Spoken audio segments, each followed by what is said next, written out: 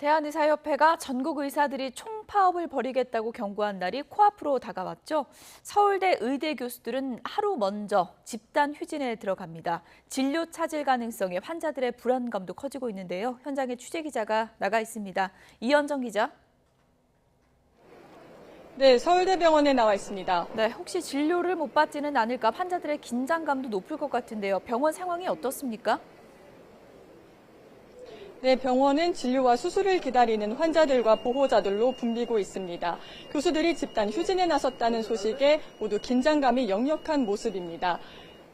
멀리서 외래 진료를 보러 왔는데 제때 치료를 받지 못할까 봐 노심초사하는 암 환자도 만나볼 수 있었습니다. 직접 들어보시겠습니다. 치료 받으러가 돈 받고 가면 돌아가지. 머리사가 우리 경상북도 대구사 왔거든요.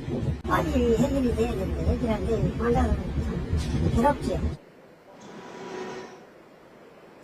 서울대 의대 비상대책위원회는 서울대병원과 분당 서울대병원 등 소속 병원 4곳에서 휴진에 참여하는 교수는 520여 명이라고 밝혔습니다.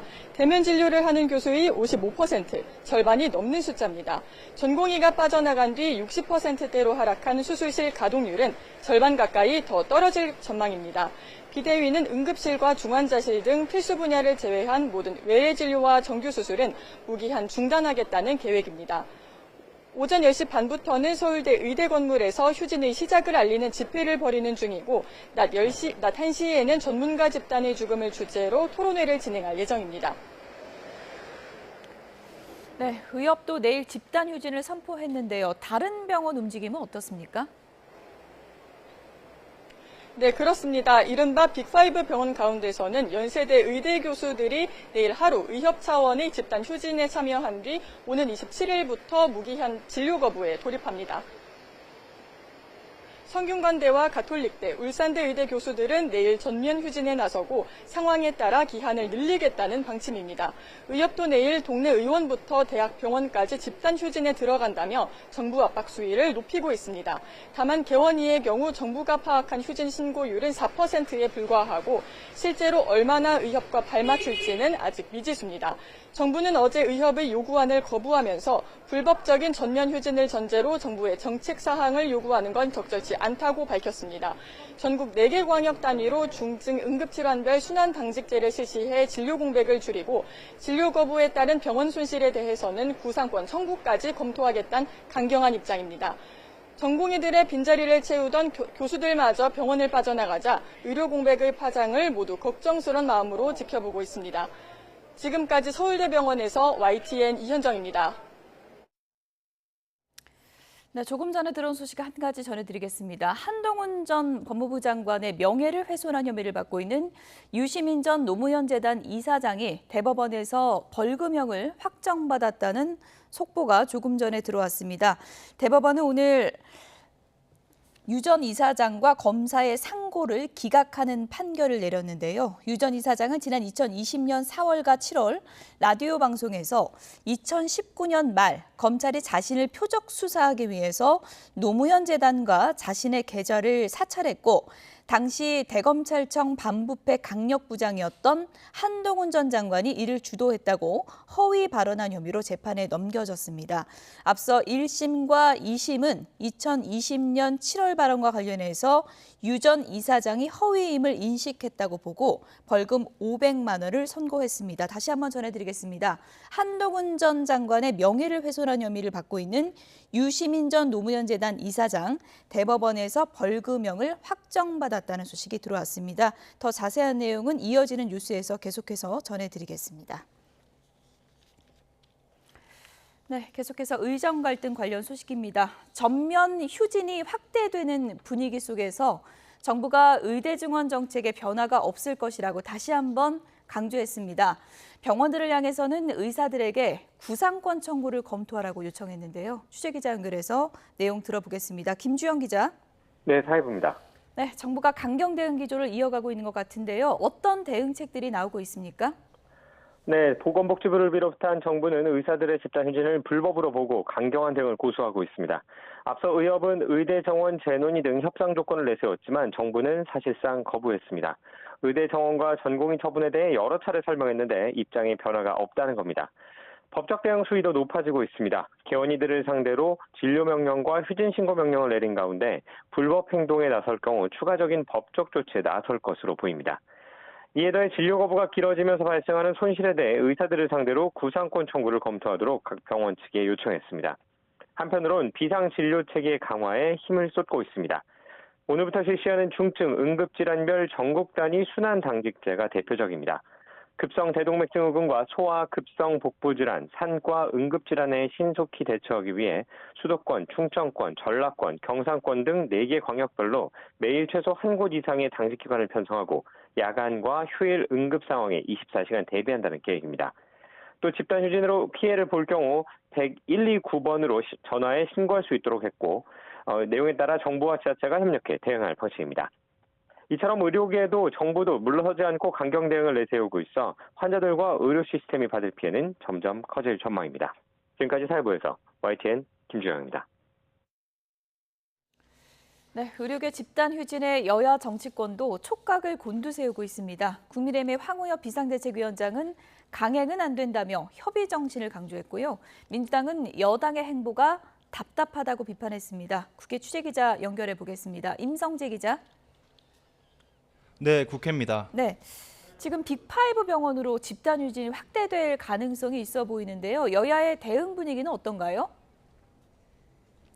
국민의힘은 집단 휴진이 의료계 전반으로 확대될 가능성에 기본적으로 정부와 긴밀히 소통해 나가겠다는 입장입니다.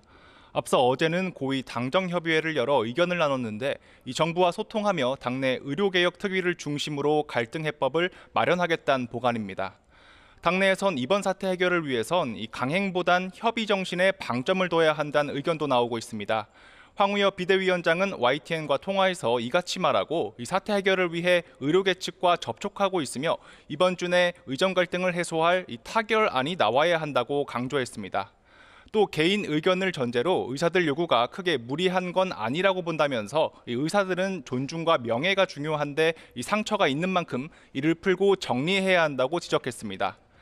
의사들도 의대 정원 확대가 필요하다는 점은 인정하는 것으로 보이는 만큼 이 규모의 문제는 의논하면 될 일이란 취지입니다. 이 황 위원장의 아침 회의 발언도 들어보겠습니다. 서로 협의하고 합리적인 안을 만들 때까지 환자들 지켜주시는 것을 다시 한번 호소를 드립니다. 그만큼 문제 해결을 위한 당의 고민도 깊어지는 상황인데요. 이 장동혁 원내수석 대변인은 국회에서 기자들과 만나 이 정부의 대응이 최종 확정되면 추가로 협조할 부분은 협조해 나가겠다고 말했습니다. 반면 민주당은 단독 운영 중인 국회 복지위를 중심으로 대응 방향을 모색 중입니다. 어젠 복지위 소속 야당 의원들이 서울대병원을 찾아 간담회 자리를 갖기도 했는데요. 이 당 핵심 관계자는 YTN에 의료 현장에 있는 의사를 또 만나고 이 환자도 만날 예정이라고 밝혔습니다. 이 접점이 생길 수 있는 지점을 계속 모색하겠다는 건데요. 이어 정부를 향해선 고집만 부리지 말고 의료계와 협의해 의대 증원 문제 등을 결정하겠다는 자세와 태도를 보여달라고 당부했습니다. 민주당 최고위 회의 뒤 이해식 수석 대변인의 관련 발언도 들어보겠습니다. 특히 18일 날 환자와의 간담회, 보건복지위원회가 환자와의 간담회를 오늘 추진하는 일정이 있고요. 연장선상에서 정부의 대응이 미흡하다는 점을 꼬집는 목소리도 이어지고 있습니다. 민주당 원내대표실 관계자는 통화에서 이 정부 여당이 아니어서 이 답답한 측면이 있다고 토로했습니다. 국회 다수당이긴 하지만 실제로 행정력 부분에선 부족할 수밖에 없다는 취지인데요. 비단 의료계 문제뿐 아니라 북한 오물풍선 등 각종 현안이 발생할 때마다 이 비슷한 상황이 반복되고 있다고 여당을 겨냥했습니다. 네, 국민의힘 얘기해 볼까요? 전당대회 앞두고 지금 당권 경쟁에 시동이 걸리고 있죠? 네, 먼저 국민의힘은 다음 달 23일쯤 열릴 전당대회를 앞두고 이 출마 후보에 관심이 집중되고 있습니다. 특히 한동훈 전 비대위원장이 언제 공식 출마 의사를 밝힐지에 이목이 쏠리는 분위기입니다. 한 전 위원장은 다음 주 초 본격 출마 선언을 하는지 묻는 이 YTN 질문에 이른바 이재명 대표의 사법 리스크에서 파생된 헌법 84조 해석 문제를 언급했습니다. 이 구체적인 출마 일정 등은 언급하진 않았는데 이 최근 SNS 등을 통해 이 대표를 겨냥한 행보가 이 당대표 출마 이유와 무관치 않다는 의미로 해석됩니다. 이런 가운데 한 전 위원장의 당대표 출마가 유력시되면서 이 친윤계 의원들이 이 견제를 위해 최고위원 선거에 나설 거란 관측이 나오는데요. 이에 대해 친윤 핵심으로 꼽히는 이철규 의원은 통화에서 이 소설일 뿐이라고 잘라 말했습니다. 또 라디오 방송에 나와 이 한 전 위원장이 대통령과 가장 오랫동안 함께했고 이 큰 수혜를 받은 분이라며 이 갈등설이 나오는 것 자체가 바람직하지 않다고 지적했습니다. 더불어민주당에선 이재명 대표의 연임 여부가 가장 큰 화두입니다. 당대표실 관계자는 YTN과 통화에서 다음 달 초가 될 거로 보이는 후보 등록 전에는 입장을 밝히지 않겠느냐고 말했습니다. 당 일각에선 이 대표와 함께할 최고위원, 즉 러닝메이트에 누가 나설지도 거론되는 상황인데요. 이 관계자는 이 대표가 연임에 나서는 거라면 혼자 나가는 거라고 강조했습니다. 그러면서 이 최고위원에 나올 분들은 이 조율된 러닝메이트라기보다는 이 자처하는 것으로 보인다고 덧붙였습니다. 당내 일각에선 이 대표의 연임에 반론의 목소리도 나오지만 일단은 연임론 자체가 힘을 받는 분위기입니다. 이에 따라 이 대표가 전당대회 준비위원회 출범 이전 이 당대표를 사퇴를 선언하고 본격 전당대회 행보에 나설 거란 이 구체적인 시나리오가 거론되고 있습니다. 22대 국회 원구성은 지금 7자리가 남아있는데 여야 의견 차이는 여전한 건가요? 국민의힘은 오전 10시부터 1시간 반가량 의원총회를 열었습니다. 지난주부터 민주당의 원구성 강행을 비판하며 연일 의원들이 모이고 있는 건데요. 국회의장을 차지한 다수당 민주당이 법안 처리의 관문이자 견제의 핵심으로 볼 수 있는 법사위원장 목까지 차지한 것을 두고 여전히 물러서기 어렵다는 기류가 보입니다.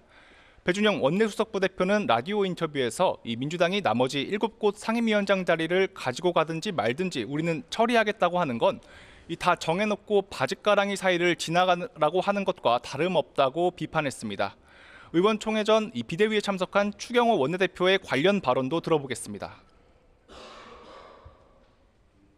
우원식 의장께서는 여야의 갈등을 중재하고 대화와 타협의 의회 정치, 협치를 복원시키는 것이 진짜 국회의장의 본분임을 명심하시고 하지만 당내 일각에선 현실적으로 7곳 위원장 몫이라도 받아야 한다는 목소리가 나오는 만큼 의총 결과에서 어떤 논의가 이뤄질지 주목됐습니다. 다수 의석을 점한 민주당은 늦어도 이번 주 안으로 나머지 7곳 상임위원장 선출 문제에 결론을 내려야 한다는 분위기입니다. 박찬대 원내대표는 아침 회의에서 우원식 의장을 향해 오늘이라도 본회의를 열어 원구성을 마무리해달라고 요청했습니다. 관련 발언 직접 들어보겠습니다. 법을 준수하는 국회를 만들겠다는 국회의장님의 의지에도 불구하고 국민의힘은 여전히 원구성에 나서지 않고 무노동과 불법을 고집하고 있습니다. 다른 원내 핵심 관계자 역시 YTN과 통화에서 오늘 본회의를 열기 어렵다면 내일이나 목요일에 열어달라고 국회의장에게 요청할 거라고 말했습니다. 그러면서 민주당은 여당을 기다려주고 있는 것이라고 강조했는데요.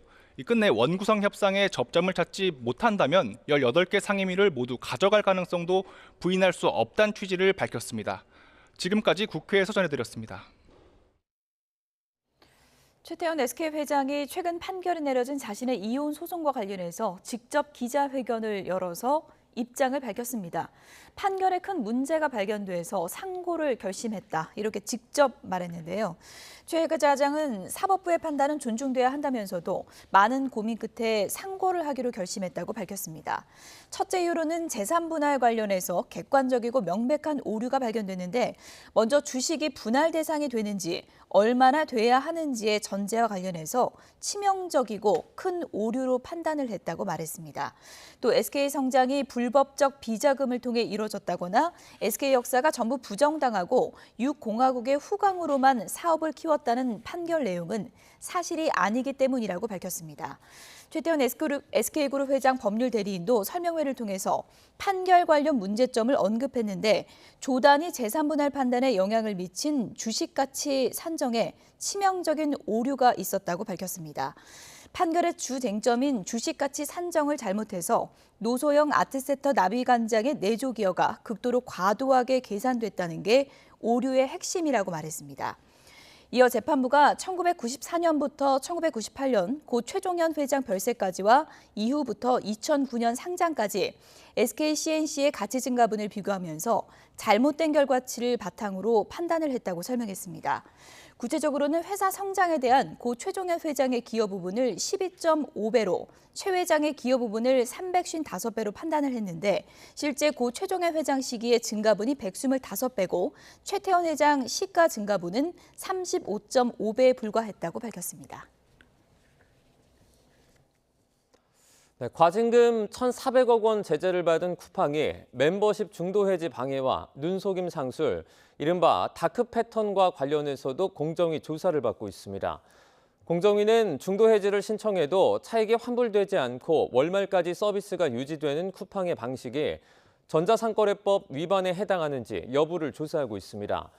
또 멤버십 가격을 월 4,990원에서 7,890원으로 올리면서 상품 결제창에 회비 변경 동의 문구를 넣은 행위가 눈속임 상술, 이른바 다크 패턴에 해당할 수 있다고 보고 조사하고 있습니다. 쿠팡이 미국 증권거래위원회에 공정위 제재는 모든 업계가 해오던 관행을 지적한 것이라고 공시했습니다.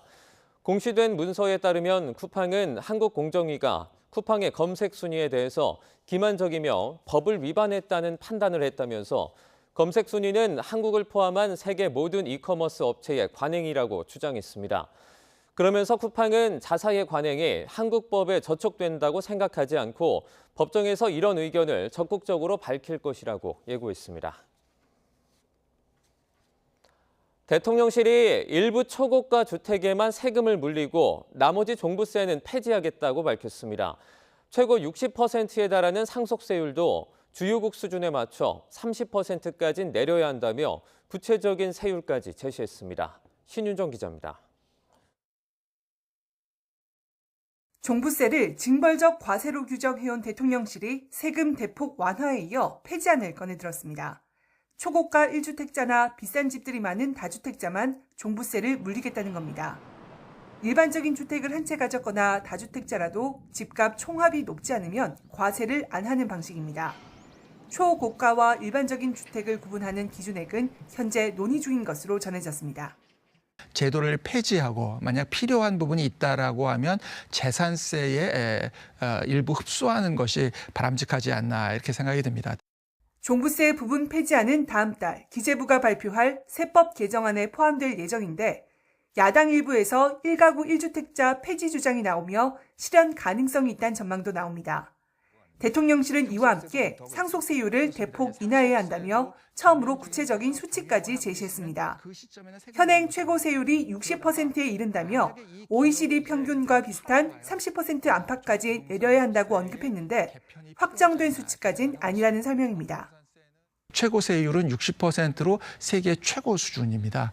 OECD 평균이 한 26.1% 내외 정도로 이제 추산이 됩니다.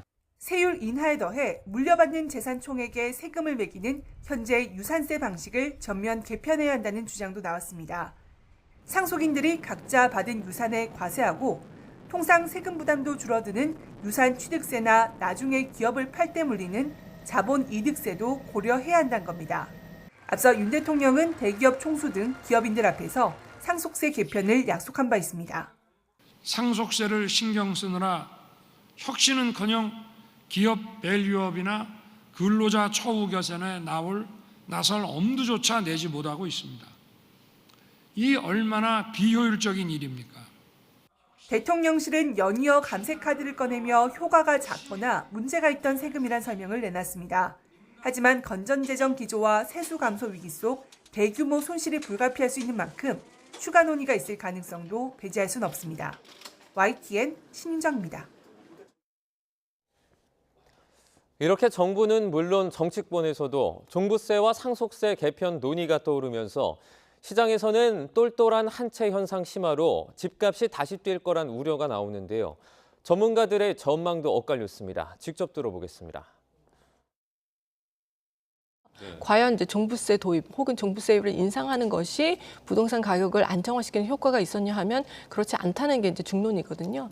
가장 근접한 예로는 2017년부터 부동산 가격이 이제 급등하면서 종부세율을 크게 이제 인상을 하고 다주택자에 대해서 중과세를 했지만 그럼에도 불구하고 주택 가격이 굉장히 크게 올랐지 않습니까? 지금은 이제 단순히 1주택자에 대해서만 폐지하는 것이 아니라 이 세제 자체를 이제 전반적으로 손보는 것이기 때문에 단순히 똘똘한 한 채로 몰리는 그런 수요라기보다는 전반적으로 부동산 시장에서 수요가 조금 늘어나는 요인이 될 수 있을 것으로 보이긴 합니다. 마찬가지로 종부세가 폐지된다고 해서 갑자기 주택 가격이 급등하는 그런 효과는 반대로 또 있지 않을 것으로 생각을 하기 때문에 그런 측면보다는 뭐 금리라든지 다른 여건들을 좀 살펴볼 필요가 있을 것 같습니다. 저는 뭐 상당히 영향을 줄 것 같습니다. 최근에 이제 서울 부동산 시장 분위기를 본다면 약간 꿈틀꿈틀대면서 전고점 대비 80% 이상, 강남 3구, 용산구 같은 경우는 뭐 95%까지도 회복을 했는데 여러 가지 이유는 있습니다. 뭐 금리 인하에 대한 기대감도 있고요. 전세 가격도 올라가고 신생아 특례 대출 영향도 있지만 종부세도 하나의 영향을 주고 있거든요. 집을 가지고 있으면 매년 이렇게 고가의 세금을 내야 되는데 굉장히 부담스럽죠. 근데 종부세 완화 시그널이 계속 나오다 보니까 투자 심리는 살아나는데 서울 고가 아파트를 이제 사도 불이익이 상당히 줄어들 수도 있기 때문에 서울 편중 현상이 더욱더 심해지고 있는 상황입니다. 이 기회에 그냥 똘똘한 한 채로 갈아타 볼까? 예를 들어서 지방에 아파트가 3채 가지고 있다면 이 기회에 그냥 서울로 그냥 큰 아파트, 좋은 아파트로 갈아탈까 하는 심리들이 개선되고 있고요. 실제로 그런 문의들이 늘어나고 있습니다. 대통령실이 푸틴 대통령 방북을 계기로 북한과 러시아 간에 유사시 자동 군사 개입을 하는 수준의 조약이 맺어질 수도 있다고 보는 것으로 파악됐습니다. 이 같은 정보를 바탕으로 러시아 측에 일정한 선을 넘지 말라는 경고도 이루어졌습니다. 권남기 기자입니다. 6.25 전쟁 뒤 8년 자본주의와 공산주의 진영이 극심하게 대치하던 냉전 시절인 지난 1961년 당시 북한과 소련은 조소 동맹을 체결합니다. 무력 침공을 당해 전쟁 상태가 되면 지체 없이 군사적 원조를 제공한다는 일종의 유사시 자동 군사 개입 조항이 포함된 조약이었습니다. 구소련이 한국과 수교를 맺은 뒤 이후 러시아가 해당 조약을 폐기했습니다. 하지만 조만간 이뤄질 푸틴 대통령의 방북을 계기로 이와 근접한 수준의 군사 협력이 이뤄질 가능성이 제기됐습니다. 대통령실 고위 관계자는 YTN과 통화에서 북러 군사 안보 협력이 지난 1961년 조소 동맹에 근접한 수준으로 갈 가능성까지 고려해서 살피고 있다고 밝혔습니다. 북러가 유사시 자동 군사 개입으로 해석될 수 있는 조항이 포함된 새로운 조약을 체결할 수도 있다는 겁니다. 만약 북러 밀월 관계가 예상보다 많이 진전돼 실제 비슷한 조약이 체결된다면 러시아와 한국의 관계는 돌이키기 어려울 정도로 악화할 거란 전망도 나옵니다.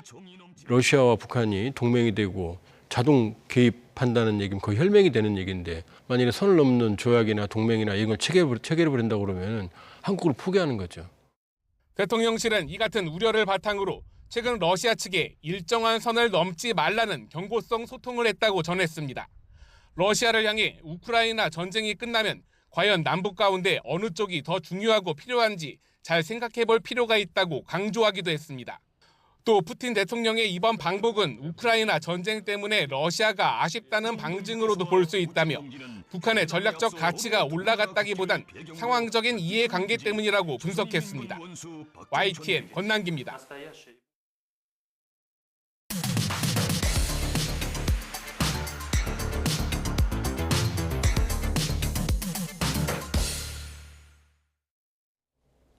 각이 살아있는 정치평론 시사정각 시작하겠습니다. 오늘은 김병민 전 국민의힘 최고위원 그리고 서용주 맥 정치사회 연구소장 두 분을 모셨습니다. 어서 오세요. 네, 안녕하세요. 네, 첫 번째 주제어는 영상으로 보겠습니다. 화영 전 평화부지사 1심 유죄 선고를 근거로 검찰이 추가 기소에 나서면서 이재명 대표의 재판은 모두 4개로 늘었습니다.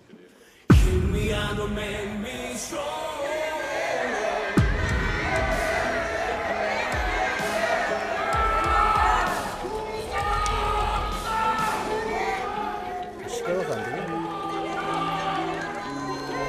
좀 조용히 하시죠.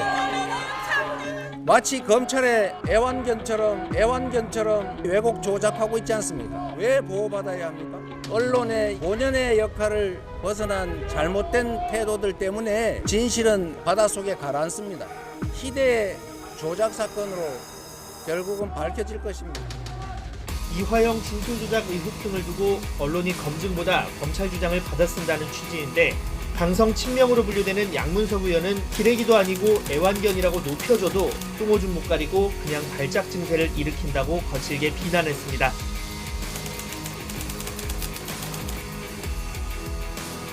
이 대표 호위무사들이 나서서 오물과도 같은 말을 퍼붓고 있습니다. 지금 민주당은 오염됐고 병들어가고 있습니다. 민주당이 사법부에서 뺨 맞고 언론계에 눈을 흘리고 있다는 건 확실한 것 같습니다. 마치 검찰의 애완견처럼 왜곡 조작하고 있지 않습니까?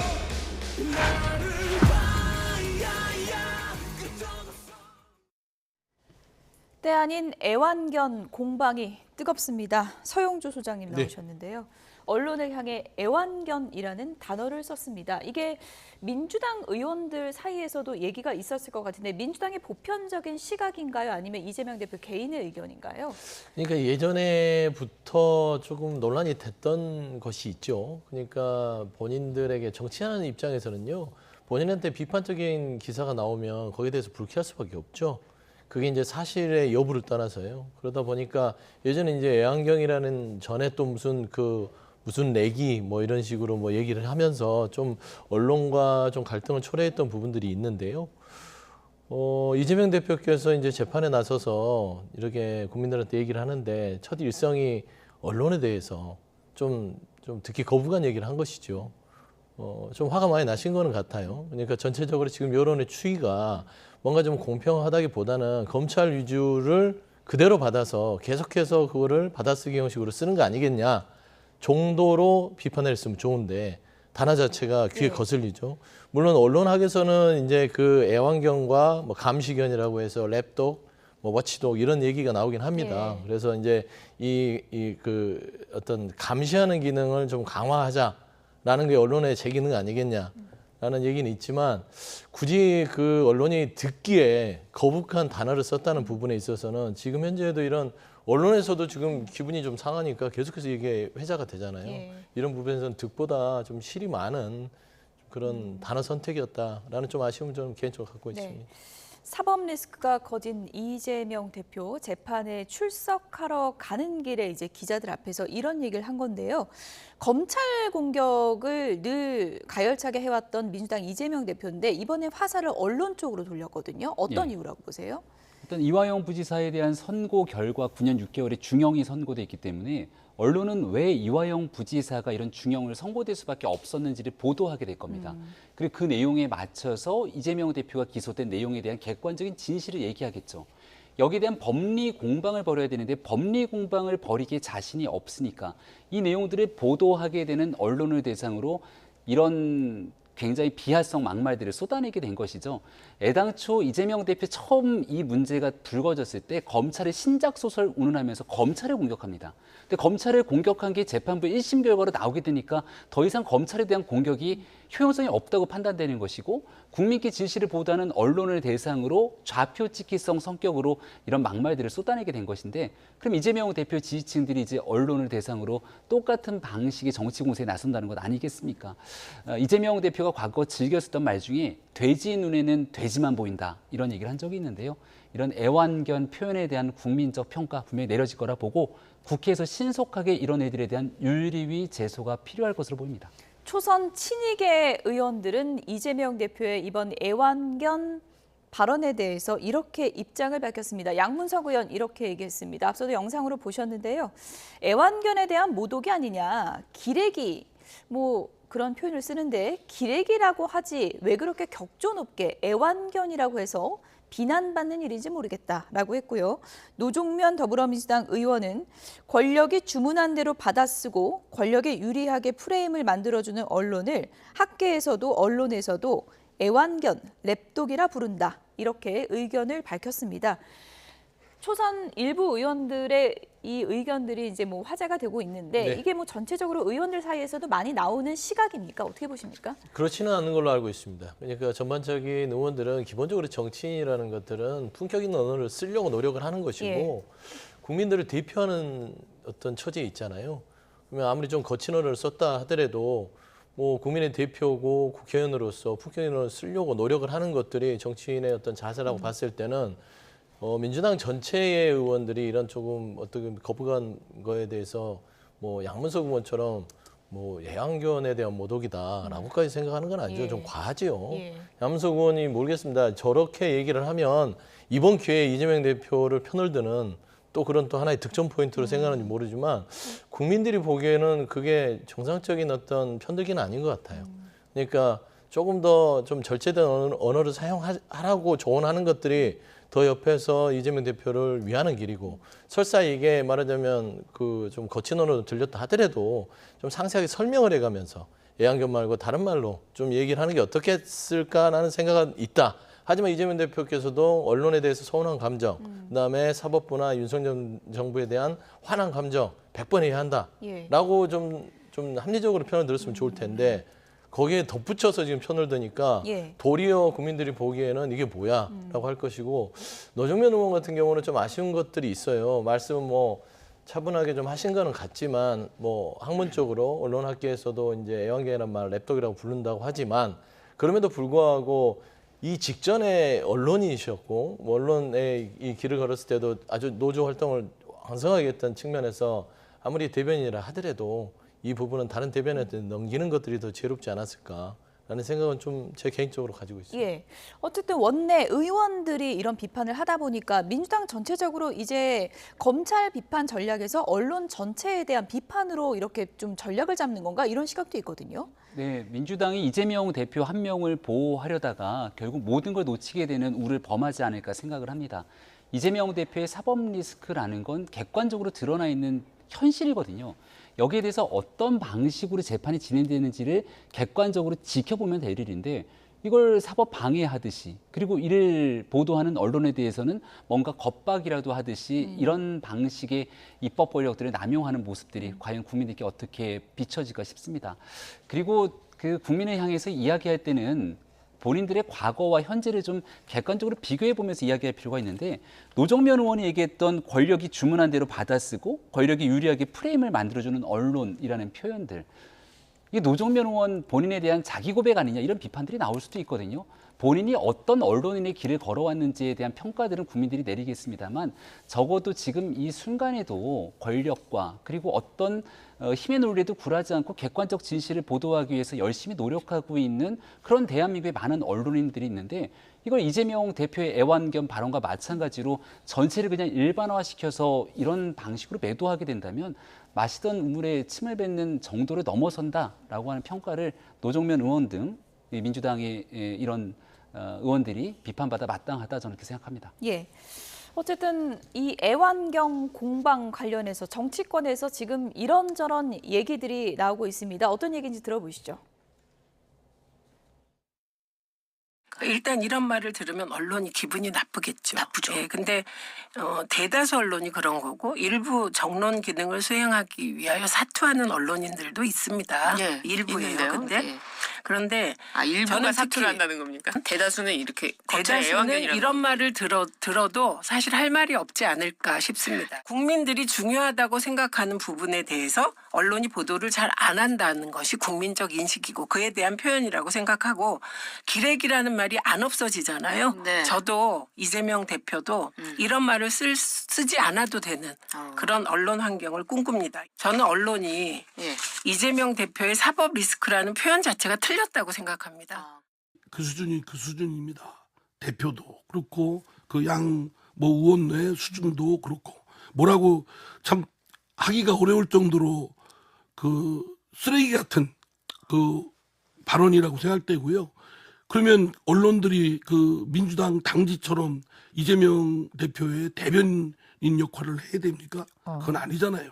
누가 봐도 저도 법률가 출신으로서 이재명 대표를 강하게 의심합니다.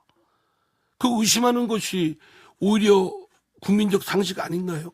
그게 그렇게 뭐 판결문 인용해서 보도하고 하는 게 뭐가 그렇게 잘못됐나요?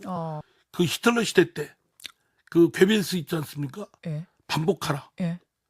반복하고 또 반복하면 거짓도 진실이 된다. 이런 선정통술에 아주 그 신봉하는 사람들 같아요. 일단 버티고 우기고 딱 잡아떼고 뒤집어 씌우고. 네, 최민희 의원은 이재명 대표 사법 리스크라는 용어 자체가 언론에서 잘못 쓰고 있다고 지적을 했는데 같은 생각이신가요? 그거는 이제 받아들이기 나름이겠지만 예. 사법 리스크도 되고 검찰 리스크도 되는 검찰 것이죠. 리스크, 그러니까 이게 주어가 바뀌는 것이죠. 근데 언론이 사법 리스크라고 쓰는 이유가 뭘까라는 부분들은 언론의 이제 편집권이고 그건 독립적인 어떤 판단이기 때문에 거기까지 간섭을 하게 된다면 좀 논쟁이 좀 길어질 것 같고요. 저는 그렇습니다. 일단은 기본적으로 저도 이제 언론인 출신이기도 하고 언론을 경험해봐서 기자들이 현장에서 취하는 여러 가지의 어떤 제약적인 여건이 있어요. 그러니까 데일리로 보도했을 때는 아주 짧은 시간 내에 그 사실을 팩트를 확인해서 보도를 해야 되는데 그 부분들을 크로스 체크해서 가는 부분들이 있으면 얼마나 좋겠어요. 그렇기 때문에 받아쓰기 기자냐 이게 만약에 이게 애완견이라고 판단을 한다면 대부분의 기자들은 굉장히 언론의 현실을 모르고 얘기하는 걸 수도 있다라는 것이고 두 번째 우려스러운 것은 나에게 좋은 기사를 쓰면은 이 말하자면 마음에 드는 기사를 쓰면 상대를 공격하는 막 비판하는 윤석열 정부를 비판하면 감시견이고 나에 대해서 비판하면 애완견이고 이렇게 이분법적으로 접근하면 안 된다는 것이죠. 그렇기 때문에 이 촉발은 제가 단어 하나로 이 민주당이나 이재명 대표가 이거를 언론을 구분지려고 했다라기보다는요. 일단은 본인의 감정이라든지 지금 이런 추이가 마치 이재명 대표가 이화영 부지사의 판결 이후에 뭔가 범죄자가 확정된 것처럼 유죄가 확정된 것처럼 그런 기사들이 많이 쏟아지는 차원에서 이 부분을 좀 차단하자라는 고육지책이지 않았을까. 저는 그렇게 보고요. 그 결과로서 최근에 언론이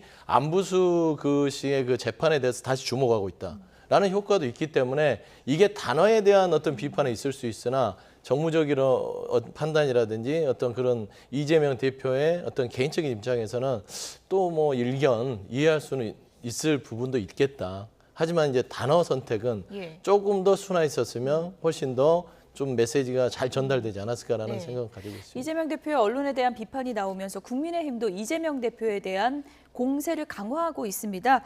오늘 아침에 성일종 국민의힘 사무총장은 이런 얘기를 했는데요. 그래픽을 좀 보여주실까요? 이런 얘기를 했습니다. 이재명 대표의 삶이 차라리 소설이었으면 좋겠다. 이렇게 얘기를 했고요. 이 소설의 주인공은 참으로 신기한 캐릭터다. 생존 본능이 강한 이 캐릭터는 양심도 도덕도 인격도 법도 상황에 따라 바뀌고 있다. 이렇게 공격을 했네요. 소설이란 표현은 이재명 대표 스스로가 얘기했던 일이기 때문에 되돌려졌다 이렇게 평가받을 수 있을 거고요.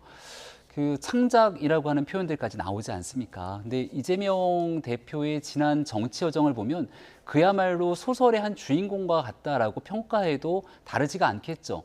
뭐 정치적인 역정으로 보더라도 문재인 정부 시절에 비주류에서 주류 이재명 대표의 민주당으로 장악하는 과정도 그렇고 또 한때 여배우 스캔들 때문에 곤혹을 치렀던 적도 있고 형수 욕설과 관련된 일들은 녹취록이 또 번지면서 국민들이 그런 내용들을 보면서 이런 정치인이 정말 대권 주자가 될 수 있을까 하지만 대권 주자까지 됩니다. 지난번 대통령 선거 때는 대장동 사건에 대한 사법 리스크로 한복판에 서 있었는데 결국은 구속영장이 청구돼서 구속의 갈림길 앞에 서 있다가 영장이 기각되죠. 그리고 다시 총선 승리하니까 이제 이재명 대표가 여의도 대통령이라는 소리까지 들을 정도가 됐는데 이화영 부지사에 대한 중형이 선고되고 난 다음 다시 사법 리스크 한복판이 서게 된 겁니다. 마지막 이 소설 같은 정치 현실의 끝이 어디가 될지 국민들이 궁금해할 거라 생각하고 다만 우리가 알고 있는 국민들이 평범하게 생각하고 지켜봤던 국민을 위한 정치의 길과 지금 이재명 대표의 여러 논란들은 전혀 관련이 없는 상태로 치닫는 것 같아서 매우 안타깝다는 생각이 듭니다. 이 질문은 김병민 전 최고위원에게 좀 드려야 될 것 같은데 오늘 아침에 국민의힘 박정훈 의원이 이재명 대표 위증교사 의혹과 관련해서 어떤 녹취를 공개했다고 하는데 그게 어떤 내용입니까? 김병랑 전 성남시장의 수행비서 그러니까 이게 이제 2018년도에 있었던 재판 과정에서 굉장히 중요한 증인의 발언이 되거든요. 이재명 대표가 2018년도 당시 도지사 선거를 나가는 과정에서 검사 사칭으로 알려져 있는 그 굉장히 오래된 내용들을 얘기하면서 이거를 공직선거법상 허위사실 공표를 했다라는 것으로 결국은 재판을 받게 되는데 여기에서 어떤 증언들이 나오게 되고 이 재판 결과에 따라서 이재명 대표 향후 정치적 운명이 갈려지는 겁니다. 이때 이 김병량 시장이 수행비서에게 전화를 걸어서 위증을 교사했다라고 하는 그 내용들을 오늘 박정훈 의원이 공개를 하게 된 것이죠. 어떻게 녹취 파일을 받았는지 그리고 이게 어떤 경로인지에 대해서는 얘기를 하지 않았습니다만 법적인 검증을 거쳤기 때문에 위법한 사항이 아니다라고 단정을 짓고 공개를 한 마당이어서 앞으로 위증 교사에 대한 재판 결과가 나올 때까지 이 논란은 굉장히 커질 거라고 봅니다. 네, 이 녹취를 왜 공개한 건지 국민의힘 박정훈 의원 기자들의 질문에 이렇게 답변을 했습니다. 들어보시죠. 그러니까 이재명 대표가 지금 주장하는 게 나는 있는 대로 얘기를 하라고 했지 위증교사를 얘기한 적이 없다 이렇게 주장을 한 거 여러분들 아마 기억하실 겁니다. 근데 들어보셨지만 있는 대로 얘기해달라는 게 양념식으로 계속 얘기를 하면서 본인이 주장하는 바를 그대로 증언해달라, 나를 좀 도와달라. 그리고 KBS하고 성남시하고 검찰하고 다 자기를 짜서 정치적 희생양을 만들기 위해서 이렇게 자기를 주범으로 몰고 있다. 이렇게 증언해달라는 취지의 얘기를 반복적으로 하고 있습니다. 상당히 많은 국민들이 진실이 가려지는 걸 지금 원하고 있는 상황 아니겠습니까? 그렇기 때문에 재판부가 이에 호응해서 국민들에게 빠르게 진실을 좀 밝혀줬으면 좋겠다 이런 바람입니다. 저희가 뭐 지금 녹취 내용을 공개해드린 건 아닙니다만 박정훈 의원이 오늘 기자회견 통해서 이 공개한 녹취 재판에서도 나왔던 거죠? 그렇습니다. 예. 뭐 공판 자료기는 하고요. 이게 어떻게 입수가 됐는지에 대해서는 박정훈 의원께서 밝히긴 해야 될 것 같아요. 예. 이 문제를 가지고 저희 측에서도 이 공판 자료를 외부로 위출해서 지금 수사를 받고 있는 것으로 알고 있는데 그에 준하는 책임을 좀 지실 필요가 있겠다. 그 유출하신 분들은요. 그다음에 두 번째는 뭐냐면은 박정훈 의원이 원래 이제 그 종편에서 언론 생활을 오래 하셨던 분이고 이게 좀 이상하게 이재명 대표께서 언론에 대해서 애완견 발언을 하면서 이게 맞대응의 또 성격도 있지 않을까라는 생각이 들어요. 보십니까? 저는 마플카드라고 봅니다. 예. 그러면 정말 뭐 있는 그대로 가봅시다. 라는 차원에서 좀 이렇게 좀 꺼내든 카드인데 이게 뭐 갑자기 저도 다 들어봤는데 새로운 내용이 하나도 없어요. 예전에 이제 재판 과정에서 있던 부분이고 음성이 들어가다 보니까 이런 부분들이 이제 조금 자극적으로 다가오는 부분이 있는데 저도 다 들어보고 왔는데 사실적으로 뭐 위증 교사를 했다는 그런 확정적인 직접 증거의 어떤 내용들은 없었습니다. 직접 증거는 될 수 없다. 네, 그러니까 그냥 그 보면은 그 김 비서 자체도 제가 기억을 되살려 보겠다라는 거거든요. 기억이 안 난다예요. 그러니까 이재명 대표는 당시 지사가 그러면 기억이 안 나니까 제가 좀 기억을 되살려 보시고 있는 그대로 좀 말해달라. 그리고 기억이 안 나면 그 당시에 있던 변론 요지서를 보낼 테니까 한번 읽어보시고 본인 김 비서가 가지고 있는 어떤 기억을 제대로 재판장 가서 얘기해주면 고맙겠다. 그 외에는 따로 뭐 이재명 당시 지사가 이렇게 얘기해줬으면 좋겠다. 또 이렇게 얘기해줬으면 좋겠다. 그리고 그거를 김 비서가 거부하거나 또 그에 따라가겠다. 그런 것들이 없기 때문에 제가 지금 오늘 박정훈 의원의 전체적인 오늘 공개 내용 자체를 보면 새로운 내용이 아니기 때문에 그냥 맞불 형식의 어떤 이슈를 던진 것이다. 저는 좀 그렇게 판단이 됩니다. 저는 아직 녹취를 못 들어봤는데 그러니까 지금까지 알려진 사실에 더해서 더 진전될 만한 얘기가 전혀 아니다라는 의견이시거든요. 어떻게 보세요? 새로운 사실이 나온 건 아니죠. 예. 이 내용들을 바탕으로 기소가 돼서 재판을 받게 될 건데 말씀 주신 것처럼 이재명 대표가 받고 있는 그 혐의들 이제 재판을 받아야 될 게 이번에 있는 대북 송금 기소권 외에도 3건이 더 있지 않습니까? 근데 그 중에서 가장 빠르게 재판 결과가 나올 게 아마 이 위증 교사에 관한 부분일 거라 보고 작년도에 구속영장이 청구돼서 기각이 되는데 영장실질심사 과정에서 당시에 재판부가 판단했을 때 혐의 소명에 관한 부분에서 이 위증교사에 관한 혐의는 소명된다고 얘기를 합니다. 그만큼 내용에 대해서 이건 이재명 대표에게 매우 불리할 수밖에 없는 정황이거든요.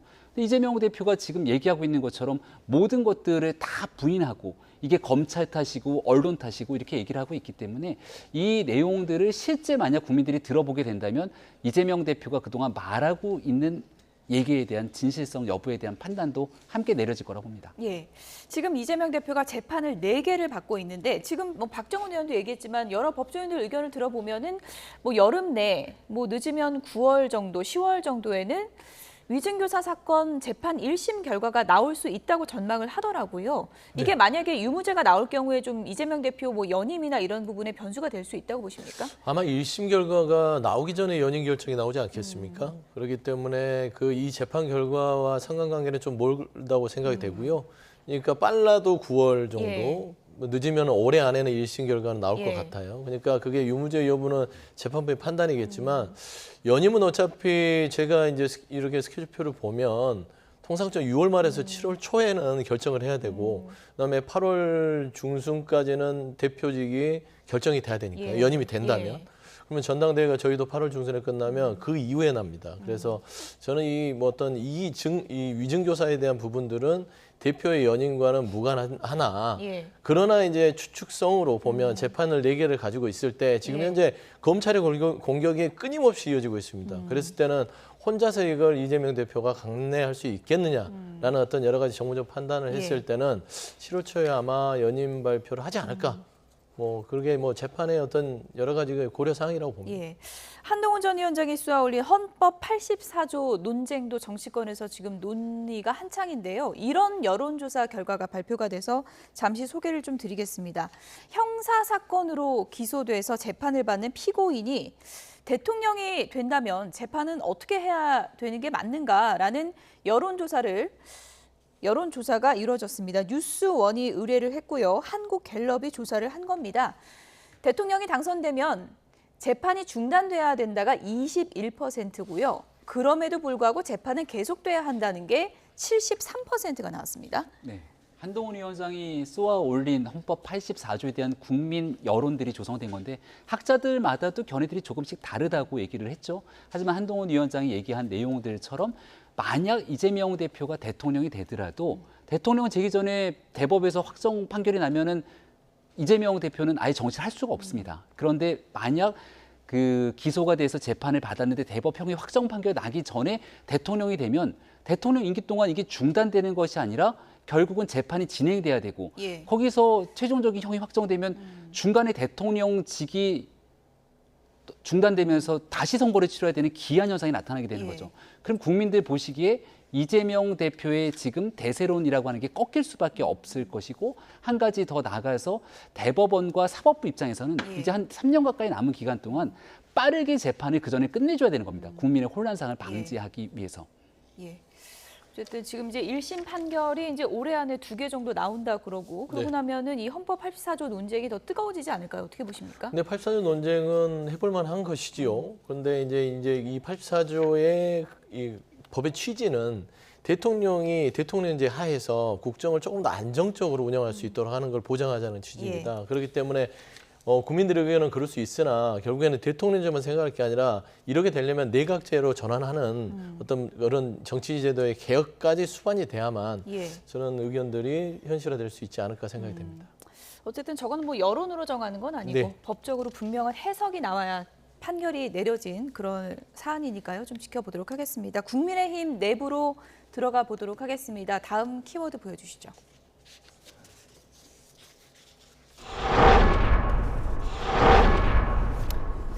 어대한, 어차피 대표는 한동훈, 이건 당원을 모욕하는 거다. 오늘 아침에 이철규 의원이 언론 인터뷰에서 이렇게 얘기를 했습니다. 어떤 맥락에서 얘기가 나온 건지 들어보시죠.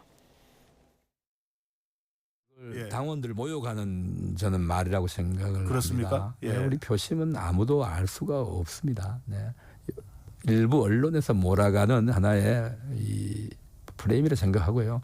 선거의 결과는 뚜껑을 열어봐야 안다라고 저는 생각을 합니다. 사실 이 검찰의 중간 간부에 불과한 사람을 발탁을 해서 법무부 장관, 또 법무부 장관 전권을 주다시피 했고요. 또 우리 당에 많은 당원들이 저분이면은 대통령의 국정 운영을 잘 뒷받침해 주겠구나. 이 어려운 시기에 선거를 승리로 이끌 수 있겠구나 해서 비대위원장으로 또 당원들이 또 추대해서 하셨는데 이 갈등설이야 또는 그다음에 이 갈라섰다 이런 이야기가 나오는 것 자체가 바람직하지 않습니다. 대표적인 친윤계로 꼽히는 이철규 의원 언론 인터뷰에서 이렇게 얘기를 한 겁니다. 여론조사 뭐 많이 나온다고 그게 맞는 게 아니다. 지금 밑바닥의 당심은 다를 수 있다 이런 얘기거든요. 선거에 당연히 뚜껑을 열어봐야 예. 되고 최종적으로 나오고 있는 여론조사 수치와 그리고 마지막 당원들의 당심 그리고 전당대회 결과는 다를 수가 있겠죠. 하지만 지금 나오고 있는 여론조사에 대한 그 수치의 차이가 너무 큽니다. 예. 그리고 그 전체적인 일반 국민의 여론뿐 아니라 국민의힘을 지지하고 있는 지지층으로 들어가게 되면 거의 과반 넘게 한동훈 위원장의 당대표 쪽으로 기울어 있기 때문에 이왕 얘기 나온 것 그래픽을 좀 보여주시죠. 여론조사 결과 보겠습니다. 예. 지금 보면서 얘기하시면 될 것 같아요. 지금 보면 59% 정도가 국민의힘 지지층에서 얘기하고 있는 것이고 예. 유승민 의원이랑 저 회색으로 그림이 나와 있는 건 전체 일반 국민, 그러니까 민주당을 지지하고 있는 사람들까지도 포함돼 있을 때도 한동훈 위원장이 저렇게 높게 여론조사 결과가 나오고 있기 때문에 저 상황 자체를 부인하기는 매우 어려울 거예요. 예. 그럼 친윤계라고 불리우는 의원들 입장에서 다소 좀 불편할 수 있는 건 그동안 윤한 갈등이라고 비춰졌던 갈등 구도 속에서 한동훈 위원장이 당대표가 되게 된다면 집권 당의 대표와 그리고 정부가 엇박자를 내는 것 아니냐는 우려, 걱정을 갖고 있는 당원들은 분명히 있을 수 있습니다. 예. 그래서 한동훈 위원장이 앞으로 걸어가야 될 길에 대한 조언들은 가능하겠습니다만은 지금 나오는 것처럼 당원에 대한 모독이라든지 그리고 뚜껑을 열어봐야 안다든지 이런 내용들을 언급하게 되는 게 큰 득이 되진 않을 거라고 보거든요. 결국 어떤 방식으로 새로운 당대표가 윤석열 대통령과 같이 호흡을 맞춰서 이 위기상을 극복할 수 있는지에 대한 비전들을 얘기하는 게 지금 그나마 현실적인 대안들을 예. 제시하는 게 아닌가 싶습니다. 뚜껑을 열어보면 다를 수 있다. 반전이 있을 수 있다는 건데 어떻게 보면 뭐 이철구 의원의 뭐 바람일까요? 뭐 어떻게 해석해야 될까요? 바람이죠. 바람입니까? 그 지푸라기라도 예. 놓치고 싶지 않다라는 것이고, 근데 당심을 모욕한다? 저는 윤심을 모욕한다고 들려요. 그러니까 예전처럼 김기현 체제를 생각하는 것 같아요. 아직도 옛날 생각에서 벗어나지 못합니다. 22대 총선이 무엇을 국민들이 얘기했는지. 예. 그때는 당심이 민심이라고 했잖아요. 예. 꼭 당심이 민심이고 민심이 윤심이다. 예. 뭐 이런 논리를 가지고 어처구니없이 덤볐는데 결국엔 22대 때 그 윤심이 처참하게 패배를 한 겁니다. 왜냐하면 결국에는 현실을 직시하셔야 되는데 결국에는 한동훈 전 위원장이 나왔을 때는 어대안이라는 것들은 그 누구가 주장한 바가 아니라 이거는 그냥 흐름들을 표현한 것뿐입니다. 이게 대세라고 하죠. 정치에는 뚜껑을 열어봐야 다 아는 것은 기본적인 상식이지만 이게 대세는요 또 물릴 수도 없는 겁니다. 그래서 이런 부분에 있어서 친윤이 이제 한동훈 전 위원장이 당대표로서의 어떤 자리를 잡을 때 그 위치가 초라해질 거라는 어떤 우려에서 나오는 어깃장 정도 수준이라고 저는 보는데요. 어깃장 같은 정말 거다. 예. 좀 이렇게 말로 하지 마시고 예. 정친윤의 그룹이 없으시면 직접 당대표에 뜯으시는 게 어떠겠냐. 그러면 정말 당심이 본인한테 또 윤심한테 친윤한테 오는지는 확인할 수 있을 거 아닙니까? 성적표를 확인할 수 있다. 그럼요. 나와라. 예, 네. 이런 얘기시군요. 이철구 의원이 이런 얘기도 했습니다. 한동훈 전 위원장 윤석열 대통령의 최대 수혜자 아니냐라고 하면서 그래픽 보여주실까요? 검찰의 중간 간부에 불과하던 사람을 발탁해서 법무부 장관, 비대위원장까지 추대를 해줬는데 윤 대통령과 갈등설 얘기 나오는 것 자체가 바람직하지 않다 이 얘기거든요. 네. 어떻게 보면 좀 윤석열 대통령의 속내일까요? 이걸 어떻게 표현을 해야 될까요? 그러니까 예. 말씀을 이철규 의원이 가려서 하셔야 되는데 예. 잘못 비춰지면 이게 윤심의 반영을 당의 전달자가 이철규 의원이라고 알려졌잖아요. 저 말을 잘못 들으면 윤석열 대통령이 한동훈 전 위원장을 그 정도 수준으로 취급한다고 들리는 거죠. 내가 다 키워줬더니 이제 와서 발톱을 드러내? 조금 구부려서 가야 될 텐데 어디서 어디하냐? 라는 어떤 얘기들을 전달한 게 아닌가. 근데 저 부분은 이철규 의원께서도 저 말씀을 좀 잘못하신 게 한동훈 전 위원장한테 저런 부분들은 인신공격성입니다.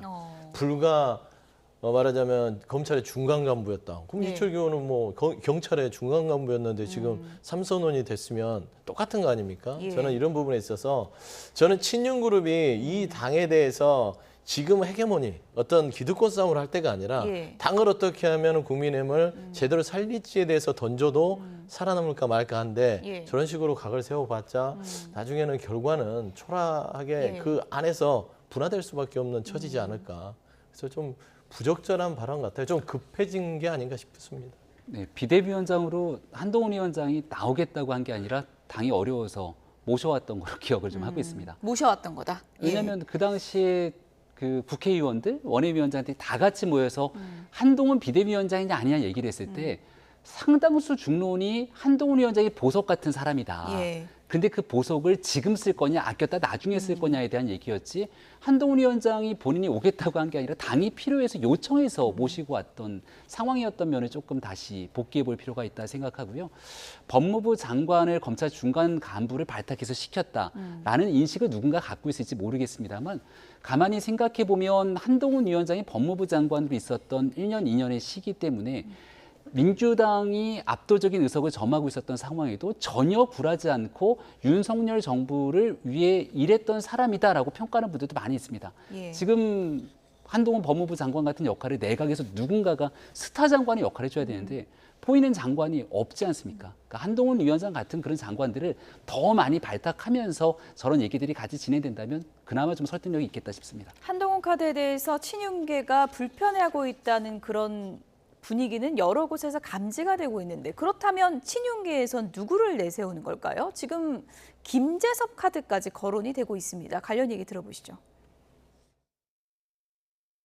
가장 어처구니가 없었던 보도였고요. 아, 그래요? 이 친윤이라고 하는 한쪽 구석이 비어 있다 보니까 네. 그 구석이 비어 있는 공간에 어떤 주자들을 자꾸 끼워 맞추는 일들을 하려고 하는 것 같은데 뭐 저는 거기에 끼워 맞출 생각이 전혀 없습니다. 당이 어떻게 망가졌는지를 잘 알고 있기 때문에 저는 개혁을 어떻게 해야 될지를 고민하고 있습니다. 네. 예. 친윤의 그 존재를 뭐 부인하기보다는 예.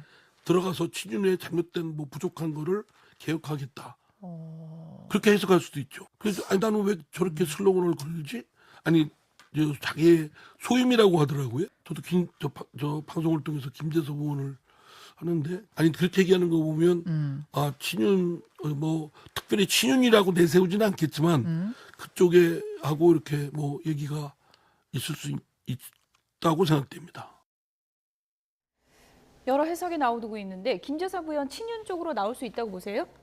저는 거의 가능성이 뭐 정치는 모르지만 저는 0%라고 0%. 예. 예. 왜냐면 이제 김재섭 의원 같은 경우는 오랫동안 본인이 발언해온 것들이 있어요. 예. 그러니까 친윤이 망쳐놓은 이 국민의힘에 대한 부분들을 바로 세우겠다는 것인데 본인이 그러면 친윤의 후보로 나서서 지금 당내에서 어떻게 해서든지 권투중례를 꿈꾸는 친윤의 어떤 대표 주자로서 살리는 이 견인차가 되겠다? 그건 아니잖아요. 메시지가 아예 다른 것이고 예.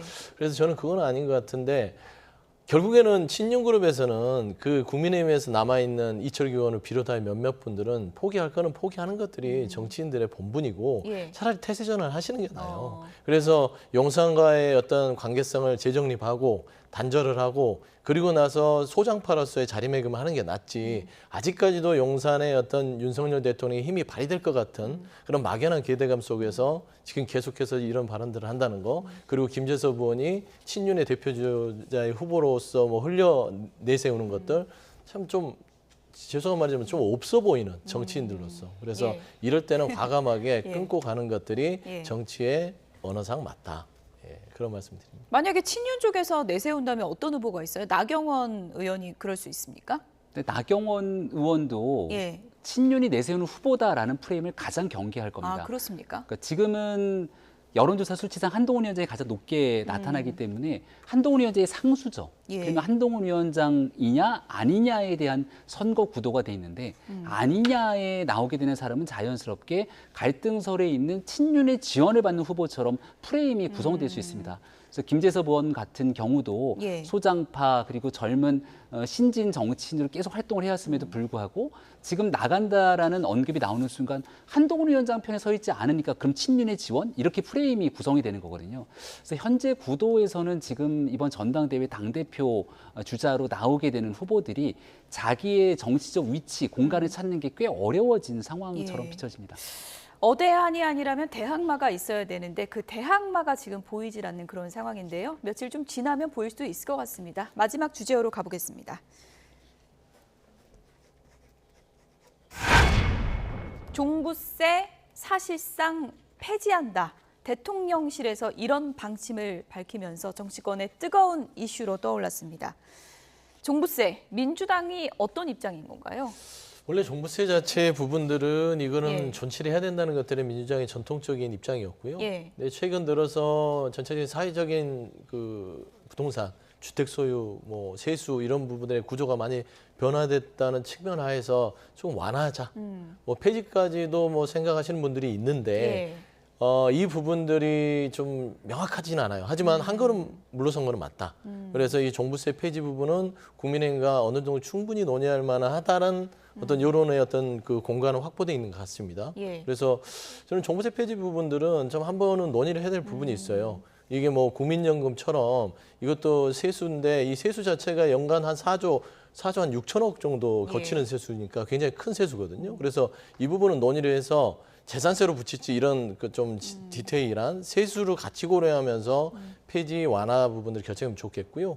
뭐 거기에 덧붙여서 이제 상속세 부분도 나왔는데 이 부분 상속세도 6조 이상이 되는 세수입니다. 그렇기 때문에 이런 부분도 같이 하는데 따져보면 종부세는 민주당이 고민하는 부분들은 이게 이제 주택 부동산 투기를 억제하고 집값 안정하기 위해서 했는데 과연 이게 지금 사회에 우리 대한민국의 부동산 부분들의 투기와 주택 안정에 이게 영향을 주느냐라고 봤을 때는 효과가 미비한 상황에 이제 이르렀다고 판단이 되면 제도는 바꿀 수 있는 거예요. 지지층의 반대도 좀 있지 않습니까? 반대도 조금 있지요. 그다음에 예전에는 종부세가 한 35만 원을 거뒀다면 지금 이제 집값이 많이 올라서 한 125만, 뭐 130, 150만 이렇게 가는 추세이기 때문에 저는 이런 부분들은 종부세를 재산세 부분으로 치환을 해서 가도 충분히 세수를 확보할 수 있다고 보기 때문에 민주당은 어느 정도 뒤로 물러서서 국민의힘과 얘기할 자세가 돼 있다고 판단하고 있습니다. 네, 모처럼 정부가 주도적으로 정책적 이슈를 끌고 가게 되는 메시지를 던진 거라고 생각을 합니다.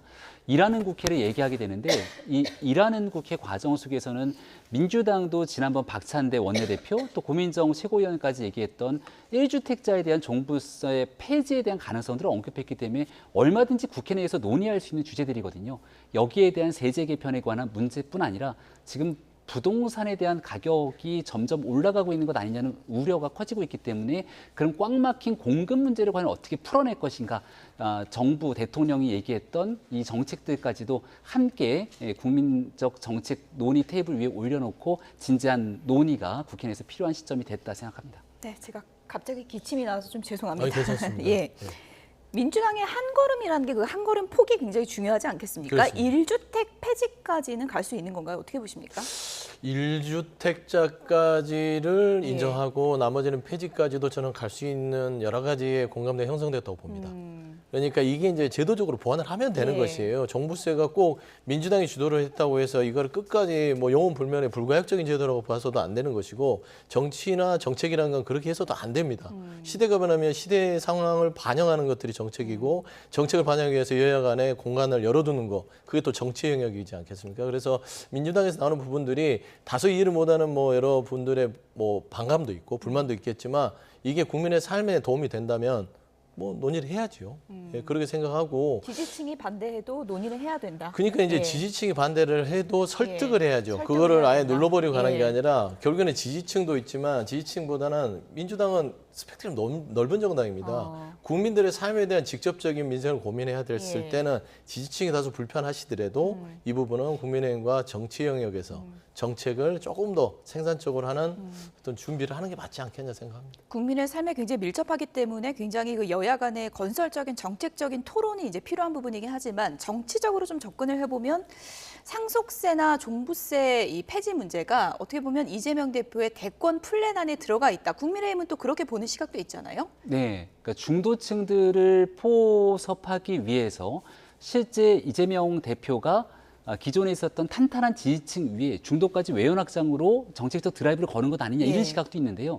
근데 정치적 시기를 봐야 됩니다. 이게 어느 정도 포용이 지지층들이 꽉 차 있을 때는 그 다음 단계로 넘어가야 되는데 지금 이화영 부지사에 대한 재판 선고 이후에 그 민주당이 법사위원회에서 강공 드라이브를 거치면서 이재명 대표를 위시로 한 중도층들이 상당히 이탈하고 있는 상황이라고 봅니다. 이탈하게 되면 남아있는 게 누구냐? 그럼 코어 지지층만 남아있거든요. 코어 지지층이 든든하게 버텨주고 있을 때 만약 종부세 폐지 같은 부자 감세 논의가 촉발될 수 있는 정책에 합의를 한다 그러면 코어 지지층이 흔들리게 되죠. 그러니까 지금 총선 직후 대승을 거뒀을 때는 민주당이 꺼낼 수 있는 정책이지만 지금처럼 중도층이 떨어져 나가고 이재명 대표가 굉장히 정치로 위축돼 있을 때는 이 카드 받기가 아마 쉽지는 않을 상황일 겁니다. 논의 진전이 빠르진 않을 것 같다라고 네. 보시는 거군요. 예. 어쨌든 지금 뭐 민주당이 가능성은 열어놓은 거기 때문에 지금까지 뭐 찬반 논쟁이 거셌지만 기존보다는 좀 진전된 논의가 가능하지 않을까 그런 생각이 드는데요. 지켜보도록 하겠습니다. 김병민 전 최고위원, 서용주 맥 정치사회연구소장 두 분이었습니다. 고맙습니다.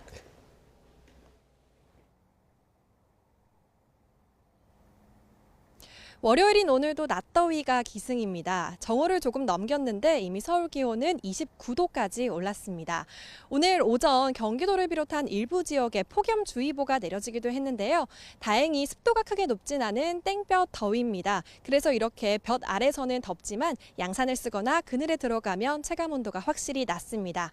오늘 야외 활동하실 때는 틈틈이 그늘에서 휴식을 취해주시면 도움이 되겠습니다. 자세한 특보 상황부터 살펴보도록 하겠습니다. 오늘은 고기압의 영향권에서 볕이 강하게 내리쬐면서 기온이 크게 오르겠습니다. 불볕 더위가 계속되면서 오늘 오전 경기 남동부와 전남 동부, 영남 곳곳에는 폭염주의보가 내려졌습니다. 그 밖의 지역도 서울이 30도, 대전과 광주가 31도까지 올라 덥겠습니다. 온열 질환자가 급증하고 있는 만큼 건강관리에 더욱 유의하시기 바랍니다. 현재 내륙 하늘에는 대체로 구름만 지나고 있습니다. 다만 제주도는 흐린 가운데 저녁까지 가끔 비가 조금 내리겠습니다. 구름 사이로 볕은 강하게 내리쬐입니다. 오늘도 한낮에는 자외선이 무척 강하겠고 대부분 지역에서 오존 농도도 짙겠습니다. 노약자나 어린이는 낮 시간 동안 장시간 야외 활동을 자제하시는 게 좋겠습니다.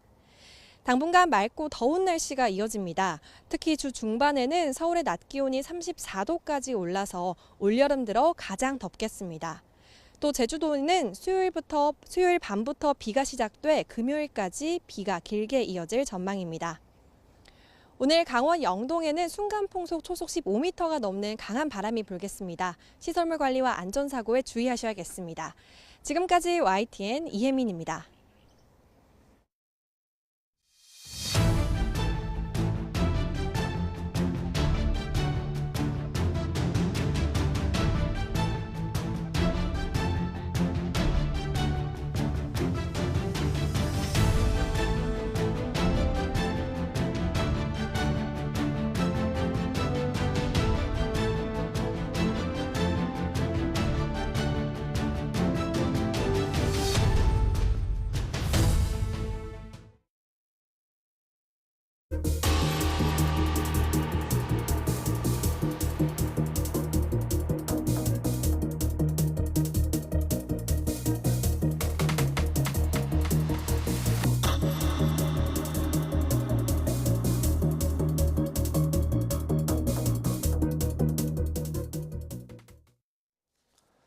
서울대병원을 비롯한 서울의대 4개 병원 교수들이 정부 의료 정책에 반발해 오늘부터 무기한 휴진에 들어갔습니다. 서울의대 교수 비대위는 진료 교수 가운데 54.7%인 529명이 휴진이나 수술 일정 등 연기 조치에 참여한다고 밝혔습니다. 응급 중증 환자와 희귀 난치 환자, 신장투석실, 분만 등은 휴진 대상에서 제외했으며 진료를 미뤄도 큰 영향이 없는 환자의 외래 진료와 수술을 중단한다고 설명했습니다. 또한 휴진 중에도 교수들이 병원에 상주해 꼭 긴급하다고 판단되는 외래 환자에게는 진료를 제공하기로 했습니다.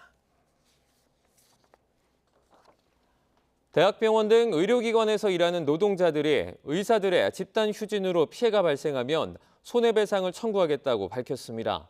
한국노총 전국의료산업노동조합연맹은 기자회견에서 환자의 생명을 위협하는 의사의 휴업 자유와 사직 자유는 어떤 이유로도 보호받을 수 없다며 의사협회의 집단 휴진 계획을 비판했습니다.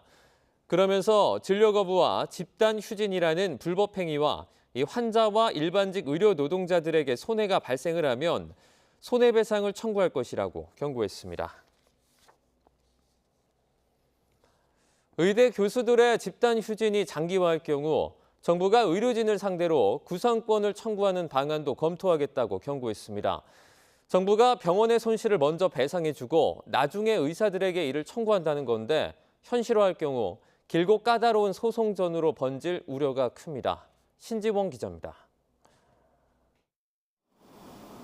정부는 의대 교수들의 집단 휴진으로 병원이 손해를 입을 경우 참여 교수들에게 구상권 청구를 검토하겠다고 밝혔습니다. 정부가 병원의 손해를 우선 배상해주고 나중에 이 금액을 진료 거부에 참여한 의대 교수들에게 다시 청구한다는 겁니다. 이를 위해서는 우선 병원의 손해가 실제로 집단 휴진 때문에 발생한 게 맞는지, 또 정확히 얼마의 손해가 났는지 입증해야 합니다. 그냥 막연하게 내가 손해가 발생했다가 아니라 이게 구체적으로 얼마의 손해가 발생했다는 것을 증명을 할 수가 있어야 되고, 그리고 이 손해와 이 불법 행위라든지 채무 불이행 이 행위가 인과관계가 있어야 됩니다. 그런데 이 인과관계를 증명하는 것이 쉽지가 않거든요. 이미 사직서를 제출한 의대 교수와 전공의들에 대해서는 정부의 구상권이 성립하기 어렵다는 해석이 우세합니다. 특히 단순 진료 거부가 아닌 연차 휴가 방식으로 진료 축소나 휴진에 참여하면 병원 손실의 직접 원인으로 보기가 더 어렵습니다. 사직원 내지는 휴가원에 따라서 휴진이 이루어졌을 경우에 그거는 사실 이제 근로자의 어떤 정당한 권리 행사라고 볼 수가 있습니다. 그렇다면은 불법 행위가 이제 성립하지 않기 때문에 구상권 청구는 굉장히 어려울 거고, 또 전공의는 진료 보조 역할에 그치고 개원의는 스스로 운영하는 병원의 손해를 감수하고 휴진에 나서는 만큼 손해배상이나 구상권 청구 대상으로 보기는 어려울 수도 있다는 관측입니다. YTN 신지원입니다. 의대 교수 집단 휴진으로 중증 응급 환자가 적절한 치료 시기에 이른바 골든타임을 놓치지 않도록 정부가 의료기관 당직 제도를 운영하기로 했습니다. 어떤 질환이 해당되는지, 또 병원은 어떻게 찾으면 되는지 알아보겠습니다. 화면 함께 보시죠. 중증 응급질환별 순환 당직제, 이른바 골든타임이 중요한 중증 응급 환자 치료를 위해 운영하는 당직 제도입니다. 전국을 수도권과 충청권, 전라권, 경상권으로 나누고 광역별로 최소 1개 이상의 당직 기관을 편성했는데요. 야간이나 휴일에도 24시간 운영됩니다. 우선 대상이 되는 중증 응급질환은 급성대동맥 증후군, 12세 이하 소아 급성복부 질환, 산과 응급질환인데요. 대상 질환을 앞으로 늘려가기로 했고요. 암 환자의 경우 국립암센터의 병상을 최대한 가동하기로 했습니다. 응급진료가 가능한 병원은 이렇게 찾으면 됩니다.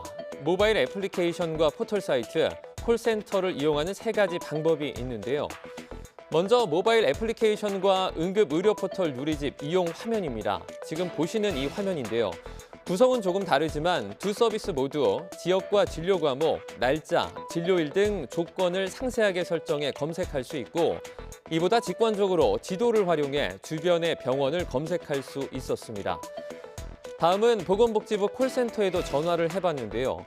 상담사가 전화를 받아 주변에 이용 가능한 병원이 어디 있는지, 전화번호는 뭔지, 혹시 응급 출동이 필요하지 않은지 상세하게 상담을 해줍니다. 모바일 기기나 컴퓨터 활용이 어려운 분들은 전화로 직접 연결해 상황을 설명하시는 게 좋겠습니다. 내일부터는 개원가 중심으로 집단 휴진도 예정돼 있는데 마찬가지로 앞서 설명드린 서비스를 이용하시면 됩니다. 정부는 혹시라도 이번 집단 휴진으로 피해를 봤다면 보건복지부가 운영하는 피해 사례 센터에 신고할 것을 당부했는데요. 환자 동의나 적절한 치료 계획 변경 없이 일방적으로 진료를 취소하거나 지연하는 것은 의료법상 진료 거부로 간주한다는 방침입니다. 또 환자 단체에 접수된 고충이나 건의사항도 듣겠다고 하는데요. 해당되시는 분들은 참고하시기 바랍니다. SK가 오늘 기자회견을 열고 지난달 30일 내려진 최태원 회장의 이혼 소송 항소심 판결에 문제가 있다고 주장했습니다. 이 자리에 최태원 회장도 깜짝 등장해 직접 사과하면서 판결의 문제점을 지적했습니다. 취재기자 연결합니다. 오동건 기자. 네, 경제부입니다. 네, 오늘 기자회견에 최태원 회장이 직접 참석했다고요? 그렇습니다. 예정에 없던 일이었습니다. 오늘 오전 기자회견 시작한 직후 최태원 회장이 갑자기 등장했습니다. 한 번은 직접 나와서 사과하는 게 맞다고 생각해서 자리에 섰다면서 개인적인 일로 심려를 끼쳐 죄송하다고 사과했습니다. 직접 들어보시죠. 무엇보다 먼저 개인적인 일로 국민들께 걱정과 심려를 끼쳐드린 점 사과드립니다.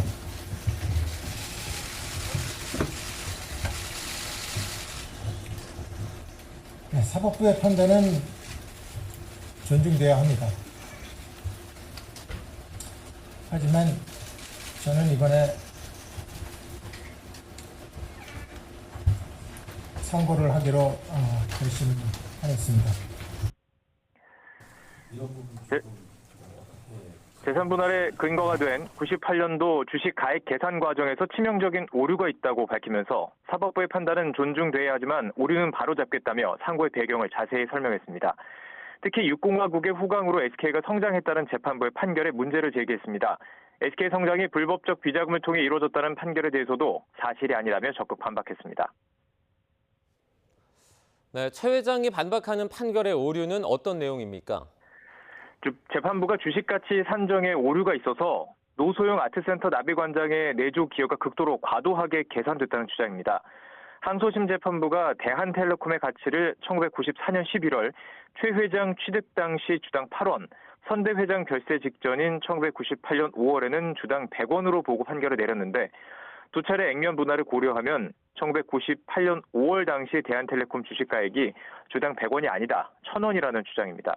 주식 가치가 고 최종현 회장 시기에 훨씬 오른 셈이 되는 것인데 SK 측의 주장이 사실이라면 회사 성장에 대한 고 최종현 회장의 기여 부분을 12배, 최 회장의 기여 부분을 355배로 재판부가 내린 판단이 달라지게 됩니다. 고 최종현 회장 시기의 증가분이 125배이고 최태원 회장 시기 증가분이 35배로 조정이 되는 것인데 이렇게 되면 노소영 관장에게 분할되는 재산도 적어질 수밖에 없습니다. 더불어 SK 측은 이번 항소심 판결로 SK그룹 성장 역사와 가치가 크게 훼손된 만큼 이혼 재판은 회장 개인의 문제를 넘어 그룹 차원의 문제가 됐다며 육공의 유무형 지원으로 성장한 기업이라는 법원 판단만은 상고심에서 반드시 바로잡겠다고 말해서 치열한 법적 다툼을 예고했습니다. 지금까지 경제부에서 전해드렸습니다.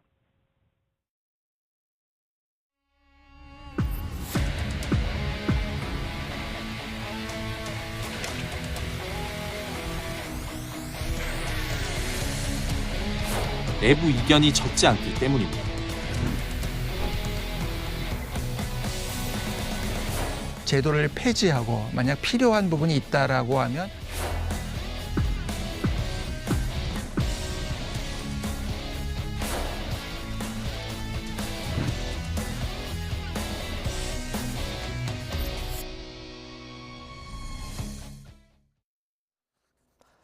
핫한 이슈를 전문가에게 묻습니다. 이슈콜입니다. 정부가 종부세와 상속세 세제 개편을 언급하면서 관심이 집중되고 있습니다. 여기서 종부세는 종합부동산세를 말하는데요. 고액의 부동산 보유자의 재산세와 별도로 세금을 부과해서 이 부동산 가격의 안정과 지방재정의 균형 발전 등을 목적으로 하는 국세에 해당합니다. 정부와 여당이 어제 도입 20년을 맞은 종부세를 대대적으로 손보겠다고 밝히며 사실상 폐지 방침을 드러냈습니다. 대통령실 발표에 따르면 초고가의 주택 한 채를 가지고 있거나 다주택 보유자 중 총 금액이 큰 경우만 종부세 대상으로 삼겠다는 건데요. 1주택자는 12억 이상, 다주택자는 총 9억 원 이상의 주택을 소유하면 대상이 되는 종부세가 주택 가격 안정 효과가 미미하고 부담이 임차인에게 전가되는 요소가 있어 부과 대상을 축소해 부작용을 줄이자는 취지로 해석됩니다.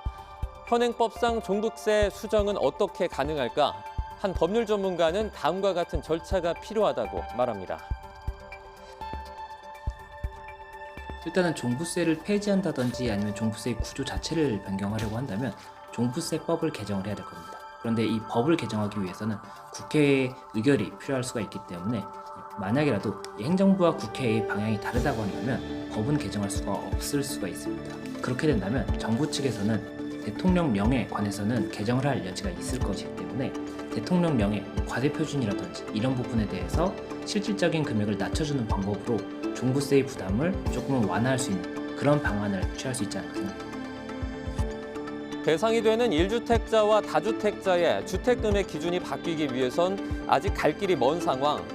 정부는 종부세 개편 등과 관련해 세수와 재정 등에 미치는 영향을 고려한 뒤 다음 달 이후 개편 방식을 결정할 계획입니다. 집값에 어떤 영향을 미칠지는 전문가들 사이에 다소 엇갈리는 전망이 나오는 가운데 세제 개편 논의가 불붙을 전망입니다. 대통령실에서 종합부동산세와 상속세 개편 방안 포문을 열면서 정치권에서도 논의에 불이 붙었습니다.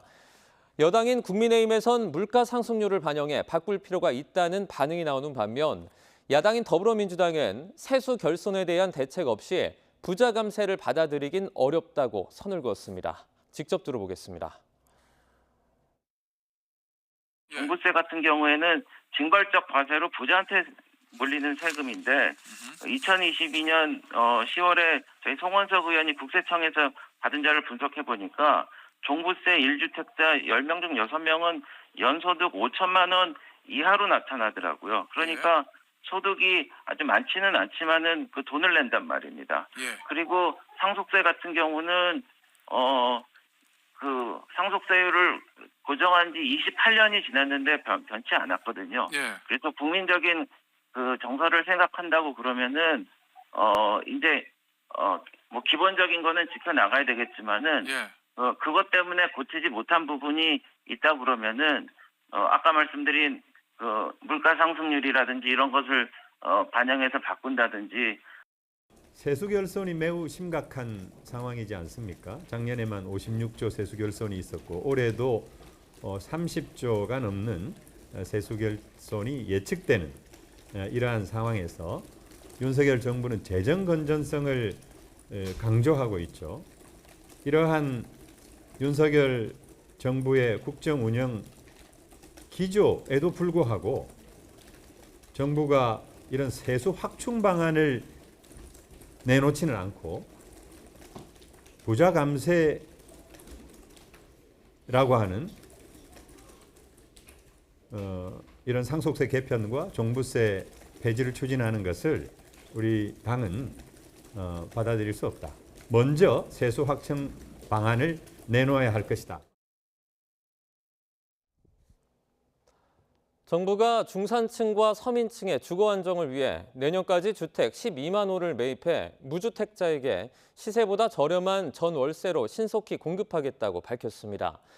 국토교통부는 오늘 경제관계장관회의에서 이 같은 내용을 담은 하반기 매입 임대주택 신속 공급 계획을 내놨습니다.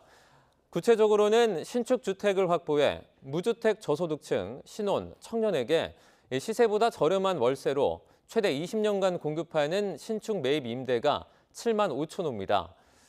또 신축 오피스텔 등을 매입한 뒤 무주택 중산층 가구에 저렴한 전세로 최대 8년간 공급하는 LH 신축 든든 전세가 1만 5천 호, 주택도시보증공사 허그가 대위 변제한 경매진행 주택을 직접 낙찰받아 무주택 중산층 가구에게 저렴한 전세로 최대 8년간 공급하는 허그 기축 든든 전세가 1만 호입니다.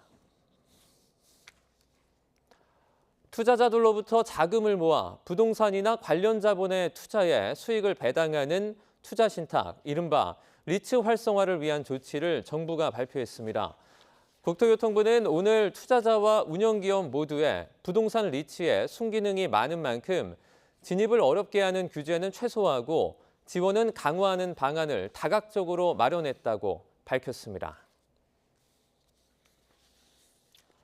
정부가 고부가 가치 방안 관광 활성화 방안의 하나로 한국 문화 배우기를 원하는 외국인을 대상으로 한 비자를 연내 시범 운영합니다. 정부는 오늘 경제관계장관회의에서 이 같은 내용을 담은 외국인 방안 관광 활성화 방안을 발표했습니다. 정부는 K-팝 연수 등을 희망하는 외국인을 대상으로 K-컬처 연수비자 시범 운영을 연내 시작하고 해외 원격 근무자를 유치하기 위해 지자체 인센티브와 연계하는 디지털 노마드 비자 도입을 검토하기로 했습니다. 최근 배달앱 쿠팡이츠가 무료 배달을 전국으로 확대하며 사용자들을 끌어모으고 있는데요. 쿠팡 측이 점주들에게 배달의 민족보다 음식값을 비싸게 받지 말라고 요구한 뒤 이를 어기면 무료 배달 매장에서 제외해 논란이 일고 있습니다. 점주들은 쿠팡 수수료가 더 높은데도 가격을 똑같이 맞추라는 것은 부당하다는 입장입니다. 보도에 황보혜경 기자입니다. 경기 파주에서 치킨집을 운영하는 A씨는 지난달 쿠팡이츠 와우 매장에서 제외됐다는 문자 한 통을 받았습니다. 와우 매장이란 쿠팡 회원이면 무료 배달이나 음식값 10% 할인을 받을 수 있는 매장을 말합니다. 수수료 차이 때문에 18,900원짜리 치킨을 배민으로 시키면 점주 A씨에게 18,490원이 남지만 쿠팡이츠로 시키면 12,976원만 떨어집니다. 이 때문에 A씨가 쿠팡이츠 음식 가격을 1,000원 더 비싸게 설정해 둔 것이 와우 매장에서 제외된 이유였습니다. 타사 어플이랑 비교했을 때 저희 가격이랑 똑같아야 되고 그렇게 하지 않으면 와우 혜택이 떨어진다. 배민과 가격을 다르게 책정해 와우 회원 혜택 매장에서 제외된 사례는 A씨만이 아닙니다. 점주들은 쿠팡 수수료가 더 높은데도 경쟁업체와 똑같은 조건을 요구하는 건 부당하다는 주장입니다. 쿠팡이츠하고 가게배달하고 수수료 차이가 거의 20% 이상 차이가 나요. 맞추지 않으면 와우 배지가 탈락이 되니 너무 답답한 거죠. 지난달 말 쿠팡이츠가 무료 배달 정책을 전국으로 확대하며 사용자들이 급격히 늘어나 쿠팡 측 요구를 무시할 수도 없습니다. 실제로 A씨의 경우 와우 배지가 제외된 3일 동안의 매출이 직전 3일보다 70% 넘게 떨어졌습니다. 결국 A씨는 쿠팡이츠 판매 가격에 맞춰 배민 판매 가격을 1,000원 올렸습니다. 마진 쪽으로 남는 게 없기 때문에 어쩔 수 없이 1,000원을 올리고 다른 데도 1,000원을 올리면서 똑같이 팔게 된 거죠. 배달앱 사이 경쟁이 치열해지면서 우월한 지위에 있는 플랫폼 사업자들이 점주들을 압박하고 점주는 소비자에게 부담을 전가하는 상황입니다. 점주의 입장에서는 당연히 그 부담에 대한 전가를 누구한테 해야 되는데 그 먹이 사슬에 맨 나중에 있는 소비자한테 전가할 수밖에 없어요. 이건 사실은 되게 예견된 문제였거든요. 이에 대해 쿠팡 측은 와우 혜택은 점주 부담 없이 쿠팡이 전적으로 고객에게 제공하고 있다면서 다른 배달앱보다 가격을 올려 고객 혜택을 가로채는 매장은 와우 매장에서 제외하고 있다고 해명했습니다. YTN 황보혜경입니다. 지난 2020년 쿠팡의 물류센터에서 일하던 중 코로나 방역 실태가 미흡하다는 걸 알린 이유로 계약 만료를 통보받은 직원 2명에 대해서 법원의 판결대로 복직 조치가 이루어져야 한다는 주장이 나왔습니다. 공공운수노조 전국물류센터 지부는 오늘 오전 쿠팡 본사 앞에서 기자회견을 열고 법원이 두 직원에 대한 해고가 무효라는 판결을 내린 만큼 사측이 이를 인정해야 한다고 촉구했습니다. 노조는 두 직원이 해고되기 전의 위치에서 다시 일할 수 있도록 해야 할 뿐 아니라 지난 4년 동안 받지 못한 임금 등을 즉각 보상해야 한다고 강조했습니다. 안 오르는 게 없는 요즘 2,700원으로 한 끼 식사 해결이 어떻게 가능할까 싶은데요. 서울 지역 사립대학 청소 노동자들의 이야기입니다. 5년째 그대로인 식비 지원금을 올려달라며 대학마다 집회를 이어가고 있습니다.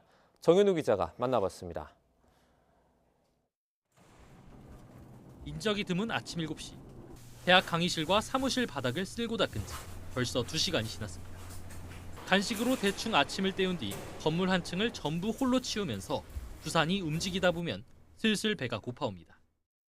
오늘 그러니까 5시 오니까 10분 정도 됐더라고요. 세미나실 하나 있고 강의실 4개, 그 밖에 로비에 있는 큰 거 하나 있죠? 그거요. 배고프시다거나 이러시는데 배고프죠. 한숨 돌리고 함께 모여 먹는 점심 메뉴는 컵라면에 김치 반찬 하나입니다. 용역업체에서 주는 한 끼당 식비 2,700원에 맞추려면 선택지가 별로 없기 때문입니다. 근처 학생 식당에 와봤습니다. 메뉴판을 보면은 식사료는 5,000원대, 라면은 3,000원대 가격인데요. 청소노동자 한 끼 식비 2,700원으로는 엄두를 못 낼 가격입니다. 물가는 계속 고공행진이지만 식비는 5년 전에서 조금도 움직이지 않았던 겁니다. 각 대학 용역업체들과 집단 교섭을 하는 서울 지역 13개 사립대 청소 경비 노동자들 사정이 대부분 마찬가지입니다. 연대 집회를 열고 이번엔 끼니당 400원이라도 올려달라며 목소리를 높이는 이유입니다. 한 달에 2만 원, 그 2만 원이 아까서 못 해주냐고. 진짜 동지 섣달에도 땀 흘리면서 일하잖아요. 요즘에 일하려면 진짜 땀이 빨빨빨 흘리게 일합니다. 학생들도 안타까워하는 건 마찬가지지만 되게 비인간적이라는 생각을 했던 것 같습니다. 학교가 나서면은 금방 해결될 수 있는 문제라 생각이 들고, 그래서 제가 이제 고려대학교에서 다니면서도 학교가 좀 자랑스러워지려면 학교가 이런 문제에 좀 더 적극적으로 나서서 해결해주면. 원청격인 대학은 용역업체와 노동자 사이 협상을 지켜보면서 사실상 뒷짐을 지고 있고, 용역업체는 이미 대학에서 정해준 예산에 맞춰 쓸 수밖에 없다는 입장이라 타협점은 좀처럼 보이지 않고 있습니다. 다 내 아들, 딸 이렇게 어질러 놓은 거지에서 전혀 학생들이 불편하지 않게 최대한으로 깨끗하게 해주려고 노력을 많이 하고 있고요. 제가 10년 동안 왔는데 한 번도 그냥 알아서 올려준 적이 한 번도 없었던 것 같아요. 3,000원짜리 김밥 한 줄 사 먹을 돈을 달라는 게 과한 요구인지 대학 노동자들이 묻고 있습니다. YTN 정윤우입니다. 한동훈 전 법무부 장관의 명예를 훼손한 혐의를 받고 있는 유시민 전 노무현재단 이사장이 대법원에서 벌금 500만 원을 확정받았습니다. 대법원은 오늘 라디오에 의한 명예훼손 혐의를 받고 있는 유 전 이사장과 검사의 상고를 기각했습니다. 대법원은 원심 판단에 법리를 오해한 잘못 등이 없다고 판단했습니다. 유 전 이사장은 지난 2020년 4월과 7월 라디오 방송에서 2019년 말 검찰이 자신을 표적 수사하기 위해서 노무현 재단과 자신의 계좌를 사찰했고 당시 대검찰청 반부패 강력부장이었던 한동훈 전 장관이 이를 주도했다고 허위 발언한 혐의로 재판에 넘겨졌습니다.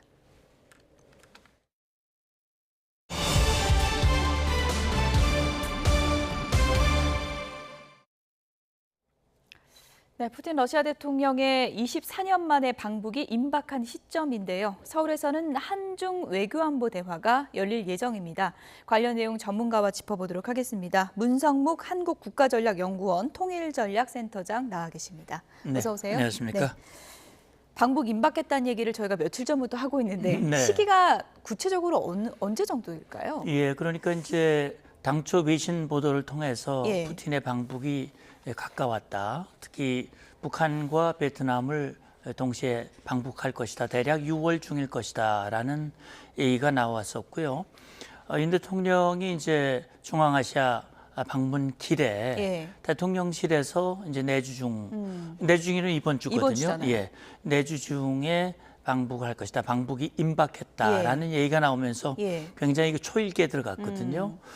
그런데 이제 아직까지도 정작 당사자인 러시아와 북한은 입을 다물고 있거든요. 원래 내일이 유력하다 이런 얘기도 있었잖아요. 그렇죠. 내일 또는 모레 이런 예. 얘기가 있었는데 무슨 이유인지 아직까지 발표가 안 나오고 있고요. 그래서 내일 한중 외교안보 대화 이제 차관급 대화가 9년 만에 재개가 되는데 이런 걸 좀 의식을 해서 그런 것인지 어쨌든 일정이 아직은 확정이 안 돼 있는데 6월 중에 한다는 얘기는 분명하니까 아마 조만간 이루어지는 것은 분명할 것 같습니다. 북한 김정은 위원장 쪽에서는 6월 25일 그 시점에 맞춰서 방북을 해주면 좋겠다 이런 의사를 전달한 것으로 알려졌잖아요. 네. 왜 그 날짜를 막 고집하는 걸까요? 예, 김정은이 그런 요구를 분명히 했다면 아마 분명히 목적이 있을 겁니다. 왜 그러냐면 북한 입장에서는 어떻게든 러시아와의 군사 이 관계, 밀착 관계를 동맹 수준으로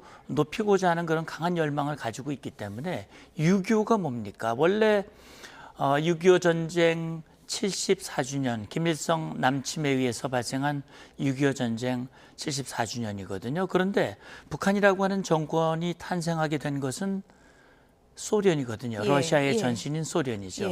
그러니까 김일성이 소련군 대위 계급장을 달고 평양에 들어왔고 결국은 소련은 김일성을 세워서 북한 정권을 세웠고 결국 남한까지 모두 공산화시키기 위해서 6.25 남침 전쟁을 일으켰단 말이죠. 그렇다면 구소련과 김일성, 북한은 일체가 됐던 것이고 6.25를 계기로 푸틴이 다시 방북을 한다면 그때의 모습을 다시 떠올릴 수 있는 이 아주 밀착된 그런 모습을 염두에 둔 그런 계산일 가능성도 있다고 봅니다. 예. 만나서 무슨 얘기를 하고 어떤 약속을 할 것인가 이게 가장 이제 궁금한 건데 대통령실에서는 이런 분석도 내놨습니다. 자동 군사 개입 가능성인데요. 그러니까 유사시에 러시아가 북한을 자동적으로 돕게 된다 이런 조항을 얘기하는 거잖아요. 이게 실제로 체결될 가능성이 있다고 보세요? 물론 지금 대통령실이나 정보 당국에서는 그럴 가능성, 그런 움직임을 염두에 두고 지금 보고 있는 거거든요. 그러니까 뭐 아시다시피 이제 6.25 전쟁 정전협정이 체결되고 1961년에 북한과 소련, 구소련이죠. 소련이 조약을 맺었는데 이게 동맹 조약입니다. 그 조약에는 자동 개입 조항이 들어가 있어요. 그렇군요. 예, 그러니까 만약에 어느 한 나라가 침공을 받으면 나머지 나라가 즉각적으로 개입을 해서 도와주도록 그렇게 돼 있거든요. 그런데 예. 사실 한미 상호 방위 조약이 1953년에 체결이 됐는데 당시 이승만 대통령도 미국에게 자동 개입을 요구했었어요. 근데 미국이 거기에 대해서 굉장히 난색을 표명을 했습니다. 그랬군요. 만약에 자동 개입 조항이 들어가면 예. 사실 미국 의회에서 비준받기가 어렵다. 그래서 사실 한미 상호 방위 조약에도 자동 개입 조항은 없습니다. 그래서 한국이 침공을 받으면 협의하도록 돼 있거든요. 그래서 지금 1961년에 맺었던 동맹 조약은 이후에 이제 구소련이 해체가 되면서 사실 그 조약이 폐기가 됐고 예. 이후에 1996년인가요? 이제 북한과 러시아가 새로운 조약을 맺었는데 거기에는 예. 그런 조항이 안 들어가 있죠. 그렇군요. 예, 그렇기 때문에 지금 김정은 입장에서는 좀 더 강력한 북한과 러시아의 밀착 관계. 북한이 원하는 거겠죠? 북한이 저거는. 아마 원할 예. 가능성이 높습니다. 예. 그리고 러시아 입장에서도 지금 북한의 도움이 절실한 상황이기 때문에 북한의 요구를 전적으로 무시할 수는 없으나 북한이 처한 입장과 러시아의 입장이 좀 다르거든요. 러시아의 입장에서는 우크라이나 전쟁도 있지만 또 중요한 것은 대한민국이란 말이죠. 사실은 한국과 관계가 좋았잖아요. 예. 그 어느 때보다 러시아와 한국 관계가 굉장히 좋았고 특히 우리 누리호 발사할 때 러시아가 우리의 1단 로켓을 제공해주고 예. 서로 협력을 했던 그런 시절도 있었거든요. 예. 사실 푸틴의 우크라이나 침공으로 인해서 한러 관계가 지금 상당히 불편해진 상황에 있지만 예. 그럼에도 불구하고 푸틴 입장에서는 한국이 중요한 당사자이기 때문에 북한 요구만 마냥 들어주기는 어렵기 때문에 그래서 이번에 그 61년도 조약의 수준으로 돌아가는 문제를 푸틴으로서도 상당히 고민하는 문제가 아닐까 하는 생각이 듭니다. 자동군사 개입이 뭐 100% 될 것 같다 이렇게는 볼 수 없다. 예, 왜냐하면 우리 대통령실에서도 분명히 얘기를 했거든요. 어쨌든 이 선을 넘지 말라고 얘기를 했거든요. 선을 넘지 말라. 선을 넘지 예. 말라라고 이건 하는 선을 것은 넘는 겁니까? 그럼? 그렇게 봐야 되겠죠. 예. 그러니까 이건 결국 동맹 수준으로 가는 것이고 예. 그렇다면 지금 북한과 러시아와 북한 간의 군사 협력 또 북한의 러시아에 대한 무기, 포탄, 미사일 지원 이런 것들이 다 유엔 안보리가 금지하고 있는 불법 행위거든요. 예. 불법을 넘어서 이제는 대한민국 안보에 치명적인 영향을 줄 수 예. 있는 그런 것이거든요. 예. 그렇다면 대한민국으로서도 용납하기가 어려운 예. 거죠. 그러면 우리로서도 검토하지 않을 수 없는 우리의 카드도 있는 것이죠. 어쨌든 지금 네. 뭐 북한 평양도 푸틴 대통령의 방북을 앞두고 굉장히 분주하게 좀 준비하는 정황이 여러 군데 포착되고 있는 상황인데 네, 그렇죠. 푸틴이 24년 만에 북한을 간다면 외교적으로 봤을 때 북한과 러시아 중에 누가 더 좀 이득이라고 할까요? 외교적인 입지면에서 어느 쪽이 더 얻는 게 많은 거예요? 예, 사실 뭐 어느 쪽이 더 많은지에 대해서는 사실 숫자적으로 예. 비교하기는 쉽지 않을 겁니다. 뭐 퍼센트 몇 퍼센트냐 예. 이렇게 비교하기는 서로의 처한 입장과 필요가 다르기 때문에 예. 그렇긴 하지만 지금 푸틴의 방북은 김정은이 간절히 요청한 건 분명해요. 그렇군요. 물론 작년 9월에 이제 김정은이 보스토치니를 방문을 해서 푸틴을 만났고 그 전 이후 지금까지 지금 최근에 신원식 장관이 발표에 따르면 지금 이 북한이 러시아에 제공한 컨테이너가 1만 개, 거기에 포탄이 480만 발이 들어갈 수 있다. 예. 그리고 수십 기의 미사일, 탄도미사일을 러시아에 제공을 했고 그중에 일부가 우크라이나에 실제 사용이 된 정황들, 증거들이 예. 포착이 됐지 않습니까? 예. 그러니까 어쨌든 푸틴의 필요, 김정은의 필요에 의해서 정상회담이 이루어졌고 이번 정상회담은 보스토치니 회담의 사실 답방 형태거든요. 예. 그러니까 푸틴으로서는 우크라이나 전쟁이 아직 끝나지 않았고 국제사회에서 푸틴, 러시아가 지금 고립되어 있는 상황이기 때문에 우군이 절대적으로 필요하고 그렇군요. 또 김정은의 도움이 필요한 상황입니다. 그렇기 예. 때문에 북한을 끌어안고 북한을 붙잡아둬야 할 필요가 분명히 예. 있는 것이고 사실은 절실한 건 더 북한이라고 봐요. 더 절실한 건 이제, 북한이다. 예. 이제 러시아의 그런 필요를 채워주면서도 이제 김정은으로서는 당장 목전에 지금 위성 개발 지금 5월 달에 발사 실패했지 않습니까? 올해 3번을 발사하겠다고 그랬지만 첫 번째 실패를 했고 그 외에 김정은으로서는 여러 가지 무기라든지 또 북한이 필요한 에너지라든지 또 재원이라든지 이런 것들을 러시아가 가지고 있거든요. 이 러시아의 그런 도움이 절실한 상황이기 때문에 지금으로서는 24년 만에 푸틴이 평양에 가서 푸틴이 과연 김정은의 필요를 얼만큼 채워줄 수 있을까? 이것이 지금 주목이 되는 부분이죠. 장호진 안보실장이 북러 밀착에 대해서 선을 넘지 말라 이런 그렇죠. 경고의 메시지도 냈지만 우리가 지금 시진핑 주석의 방안이 좀 구체화되고 있다 이런 얘기도 했거든요. 구체화되고 있다라는 단어를 썼다는 건 어느 정도 물밑 접촉이 있다는 얘기인가요? 그럼요. 그러니까 지금 사실 한중 관계가 불편해진 것은 2016년 이제 사드 배치를 계기로 해서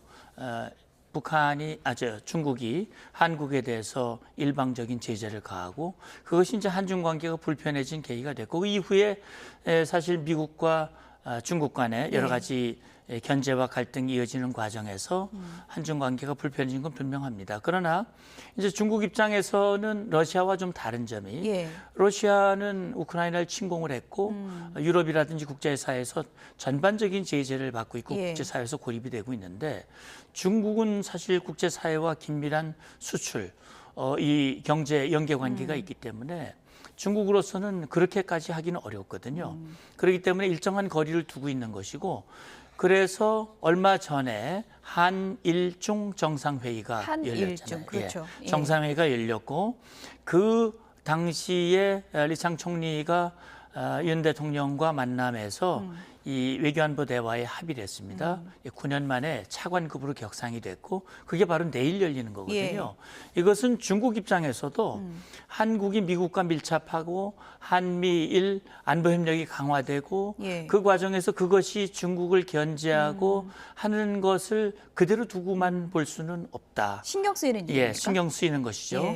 그렇기 때문에 중국 입장에서도 한국을 적절히 관리하고 한국과의 관계를 유지하는 것이 경제적으로도 그렇고 안보적으로도 그렇고 외교적으로도 그렇고 필요하다는 그런 계산을 한 걸로 생각이 돼요.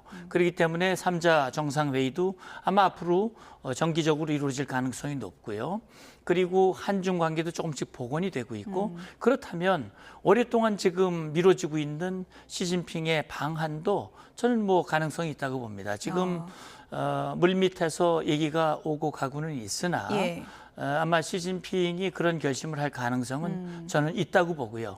그렇다면 지금 이제 일각에서 우려하는 것은 북한의 핵미사일 위협의 고도화, 그다음에 중국과 러시아가 일방적으로 북한 편을 들고 있고 유엔 안보리가 사실 무력화되고 제재가 제대로 이루어지지 않고 있는 상황 속에서 혹시 한미일 북중로의 이런 대결 구도가 이 지역의 긴장을 고조시키는 것이 아니냐 이런 우려들을 하고 있는데 사실 돌아가는 상황을 보면 조금 미묘하게 이 틈도 있고요. 좀 다른 부분들이 보여지고 있는 겁니다. 이번 주 상황을 보면 지금 그래픽을 좀 보여주시면요.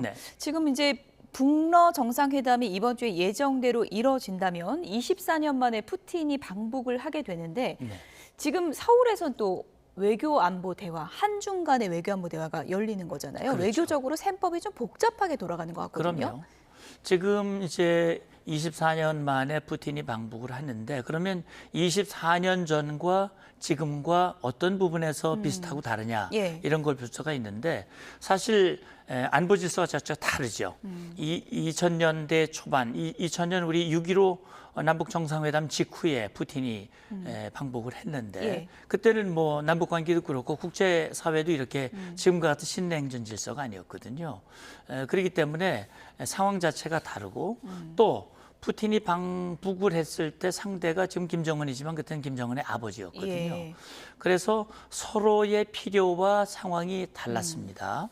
근데 이제 24년 만에 지금 보면 김정은이 국제사회 서방과 반서방 간의 이런 갈등, 소위 말하는 신냉전 질서라고 하는 것을 최대한 이용하는 사람이 바로 김정은이거든요. 그래서 중국과 러시아의 뒷배를 타고 핵무력 고도화하고 있고 이 남북 관계를 완전히 이 국가론을 내세우면서 지금 김정은의 어떤 전략을 예. 추진하고 있지만 그래서 지금 구도에서 봤습니다만 이 김정은은 그렇게 해서 러시아를 묶어놓고 그걸 또 반성 여방도 하지만 예. 사실은 한중간에 또 이런 대화가 이루어지고 있기 때문에 이런 어떤 우리에게는 위기도 되지만 기회도 되고 있다라는 측면이 보여집니다. 푸틴이 24년 만에 간다는 건 좀 깜짝 선물을 안고 갈 가능성이 높은 거 아닙니까? 예, 그러니까 푸틴으로서도 지금 김정은의 도움을 받고 있기 때문에 예. 아마도 제가 생각할 때는 지금 김정은이 금년에 2021년에 8차 당대회 때 5개의 국방 전략 목표를 세우는데 그중에 하나가 정찰 위성인데 예. 하나는 궤도에 올렸지만 제대로 된 게 아니거든요.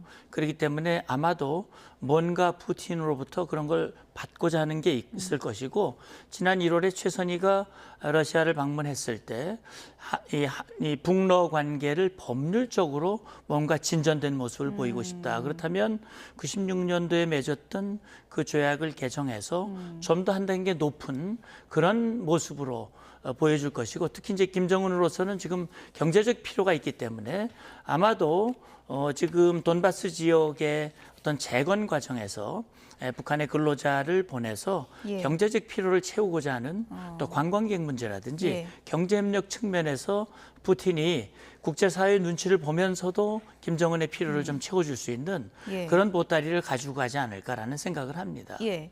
어쨌든 지금 뭐 푸틴 방북 앞두고 북한의 동향도 예의주시하는 분위기인데 네.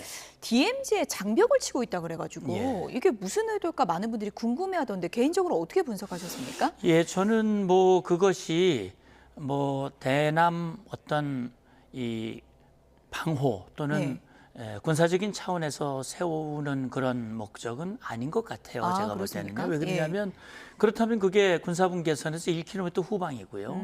그다음에 전체적으로 보면 6군데인데 길이가 1km가 아직 안 된다고 그래요.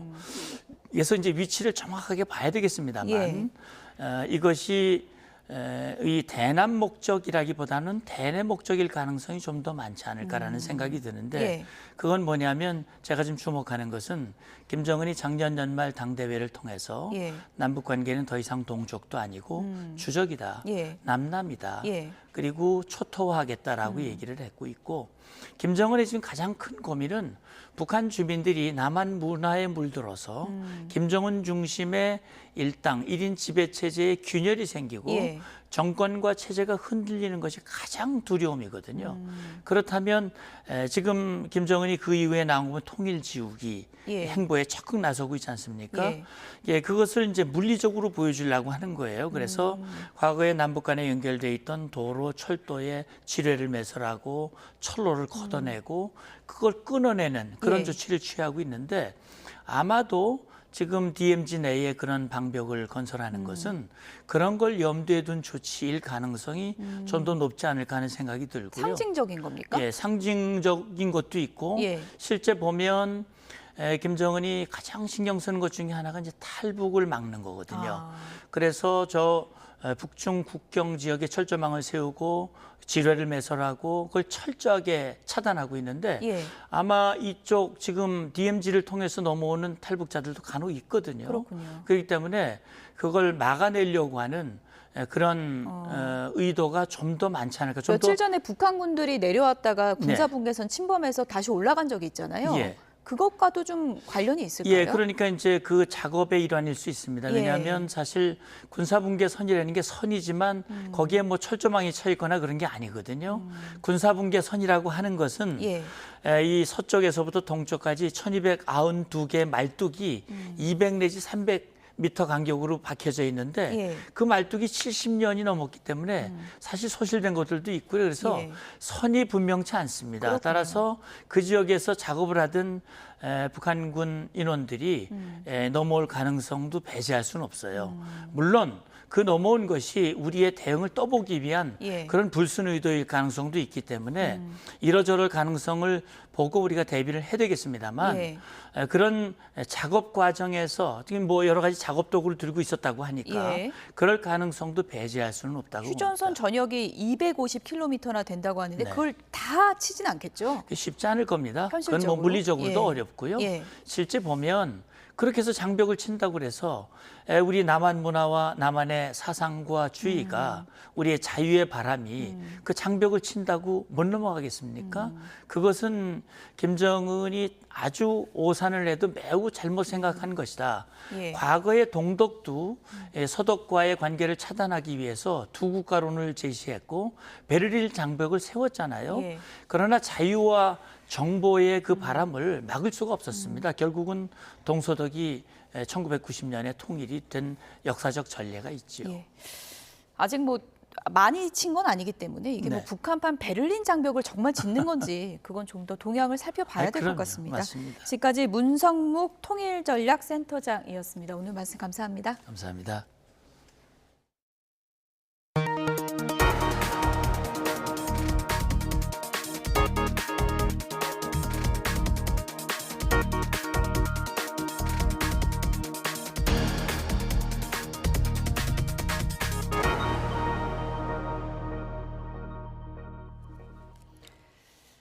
고기잡이 중 북한에 끌려갔다가 간첩으로 몰려 억울한 옥살이를 한 납북 귀환 어부 사건 피해자들이 재심에서 잇따라 무죄 판결을 받고 있습니다.